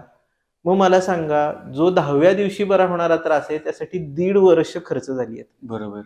किती मोठा हा, आणि फक्त पैशाचा प्रश्न नसतो सर. मला असं नेहमी वाटतं की अर्थ नियोजनाच्या बाबतीत की आपण एखाद्या गोष्टीसाठी इतकी अनावश्यक रक्कम खर्च करत आहोत, तर हा फक्त आपलं वैयक्तिक नुकसान नाहीये, हे राष्ट्रीय संपत्तीचं नुकसान आहे की जे आपण करत आहोत. आज जर एखादी व्यक्ती त्याच्या कुटुंबासाठी एवढं मोठं कष्ट करून जर काही आर्थिक गोष्ट उभी करतीये आणि ती ऑन ऑफ अँड सडन फक्त आपण सेकंड ओपिनियन न घेतल्यामुळे बरोबर बरोबर आपण खूप मोठ्या प्रमाणात पुन्हा ती खर्च करतोय, त्याचा व्यय होतोय, तर हे खूप मोठं नुकसान आहे की जे त्या कुटुंबाचं नसून आपल्या राष्ट्राचं आहे. बरोबर. डॉक्टर साहेब, मी आयुर्वेदाबद्दल थोडासा रेफरन्स ज्यावेळी घेत होतो, माझा एक मित्र पण आहे आणि त्याच्याशी पण बोलत होतो, त्यावेळी एक संस्कृत वचन सारखं सारखं दिसत होतं मला, ते म्हणजे स्वस्थस्य स्वास्थ्य रक्षणम आतुरस्य विकार Yes. प्रशमनम. तर त्याचा अर्थ काय आहे तोच मला प्रश्न विचारून या पॉडकास्टचा शेवट करायचा आहे. सो आयुर्वेदाचं सगळ्यात महत्वाचं आणि किंबहुना बहुमूल्य असं ते सूत्र आहे, स्वस्थस्य स्वास्थ्य रक्षणम आतुरस्य विकार प्रशमनम च, असं ग्रंथकारांनी सांगून ठेवलेलं आहे. आणि त्या सूत्राचा अर्थ असा आहे की आयुर्वेद हा फक्त आतुरस्य विकार प्रशमनम म्हणजे आजारी पडलेल्याला बरा करण्यासाठी नसून स्वास्थ्यस्य स्वास्थ्य रक्षणम, जो स्वस्थ आहे त्याच्या स्वास्थ्याचं रक्षण म्हणजे त्याच्या निरोगी आयुष्याचं रक्षण करण्यासाठी म्हणून देखील आयुर्वेद आहे. बरोबर. आणि आयुर्वेदात अशा चिकित्सा आहेत, अशा दिनचर्या पद्धती आहेत, अशा ऋतुचर्या पद्धती आहेत की ज्याच्यासाठी तुम्हाला काहीच पैसे खर्च करावे लागत नाहीत.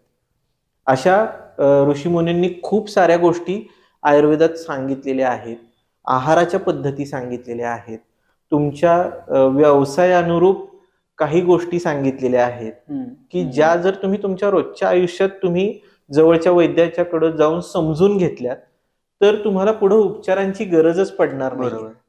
तर यावर जर लोकांनी भर दिला तर असं खूप काही आयुर्वेदात आहे की ज्याचा खरं तर भारतातल्या आपण सर्वांनी वापर करायला पाहिजे. किंबहुना आज आपण विश्वगुरु होण्याकडे वाटचाल करत आहोत, तर आपण हे आपल्याला तर घेतलंच पाहिजे पण जगाला वाटलं पाहिजे. बरोबर आहे. मंडळी असं म्हणतात की तुमच्या कॉन्टॅक्टमध्ये एक डॉक्टर असला पाहिजे, एक वकील असला पाहिजे आणि एक फिटनेस जो जास्त प्रमाणात करतोय म्हणजे स्वतःच्या शरीराची काळजी घेतोय असा मित्र असला पाहिजे.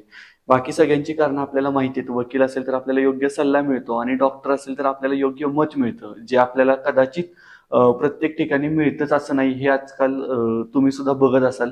त्यामुळे डॉक्टर साहेब तुम्ही आलात पॉडकास्टमध्ये आणि ही आयुर्वेदाबद्दल खूप महत्वाची आणि विस्तृत माहिती दिली, त्याबद्दल तुमचे खूप खूप आभार. थँक्यू. धन्यवाद. येस. धन्यवाद.